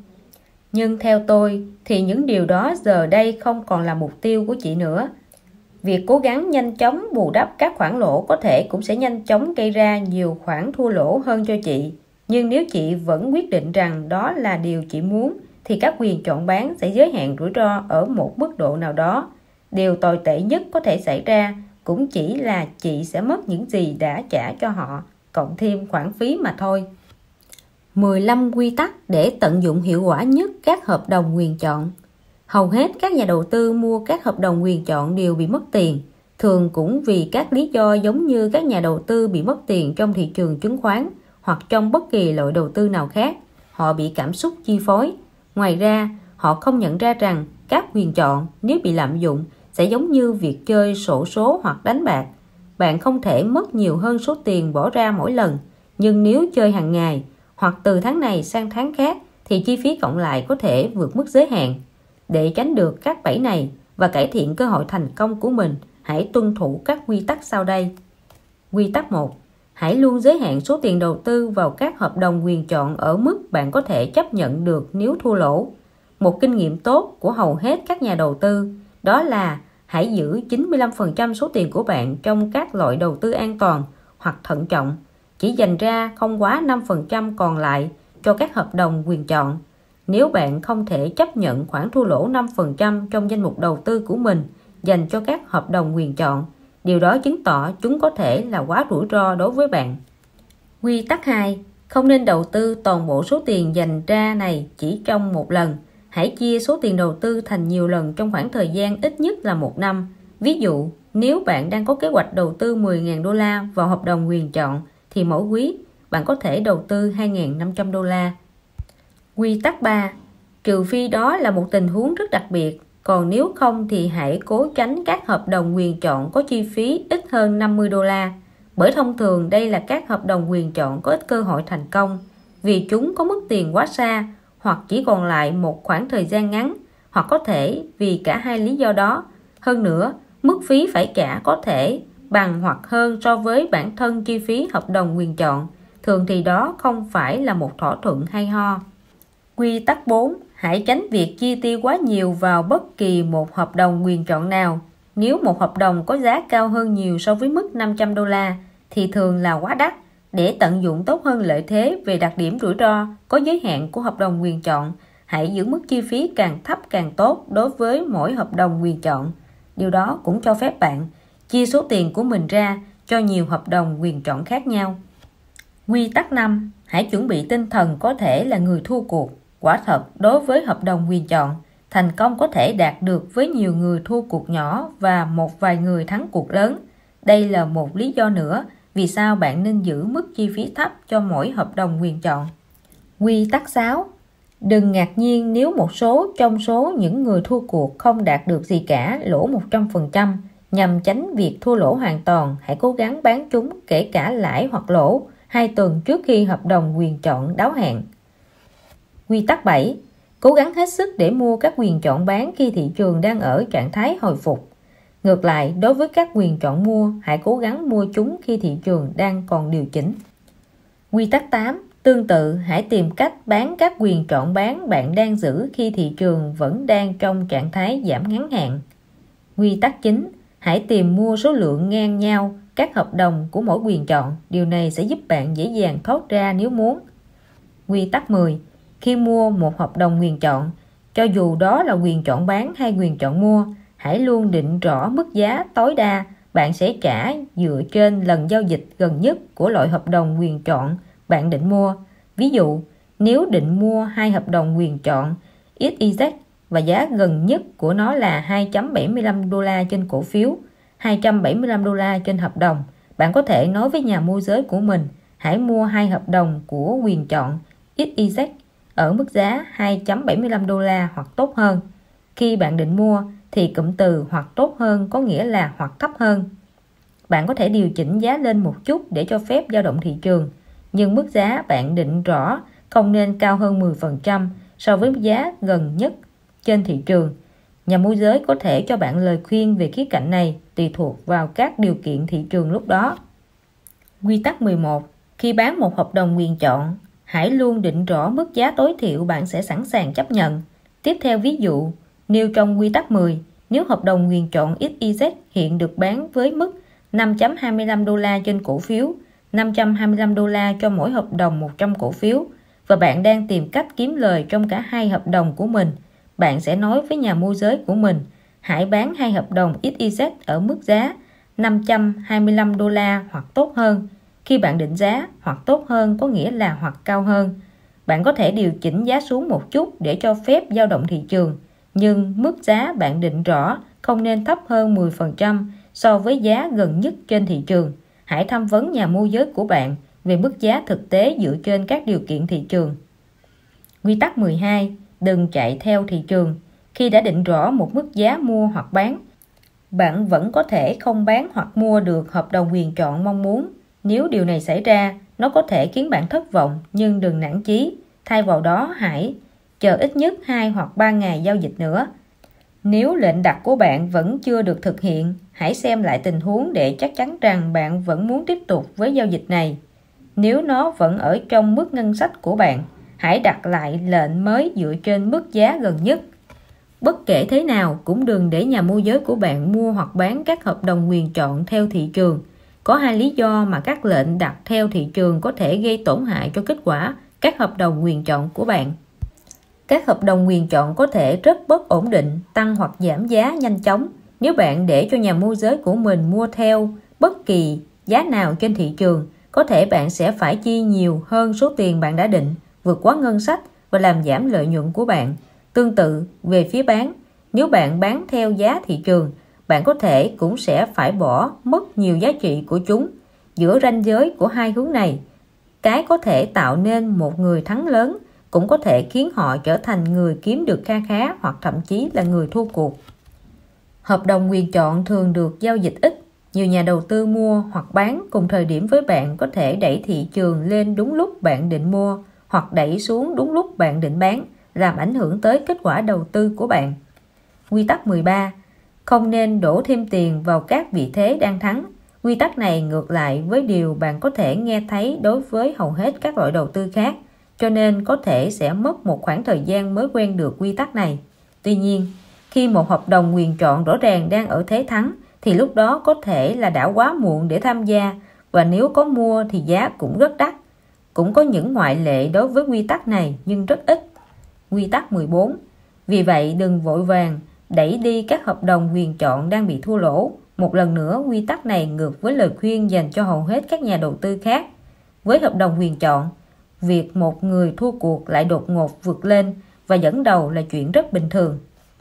Quy tắc 15. Không nên đưa ra các lệnh cắt lỗ ngừng bán.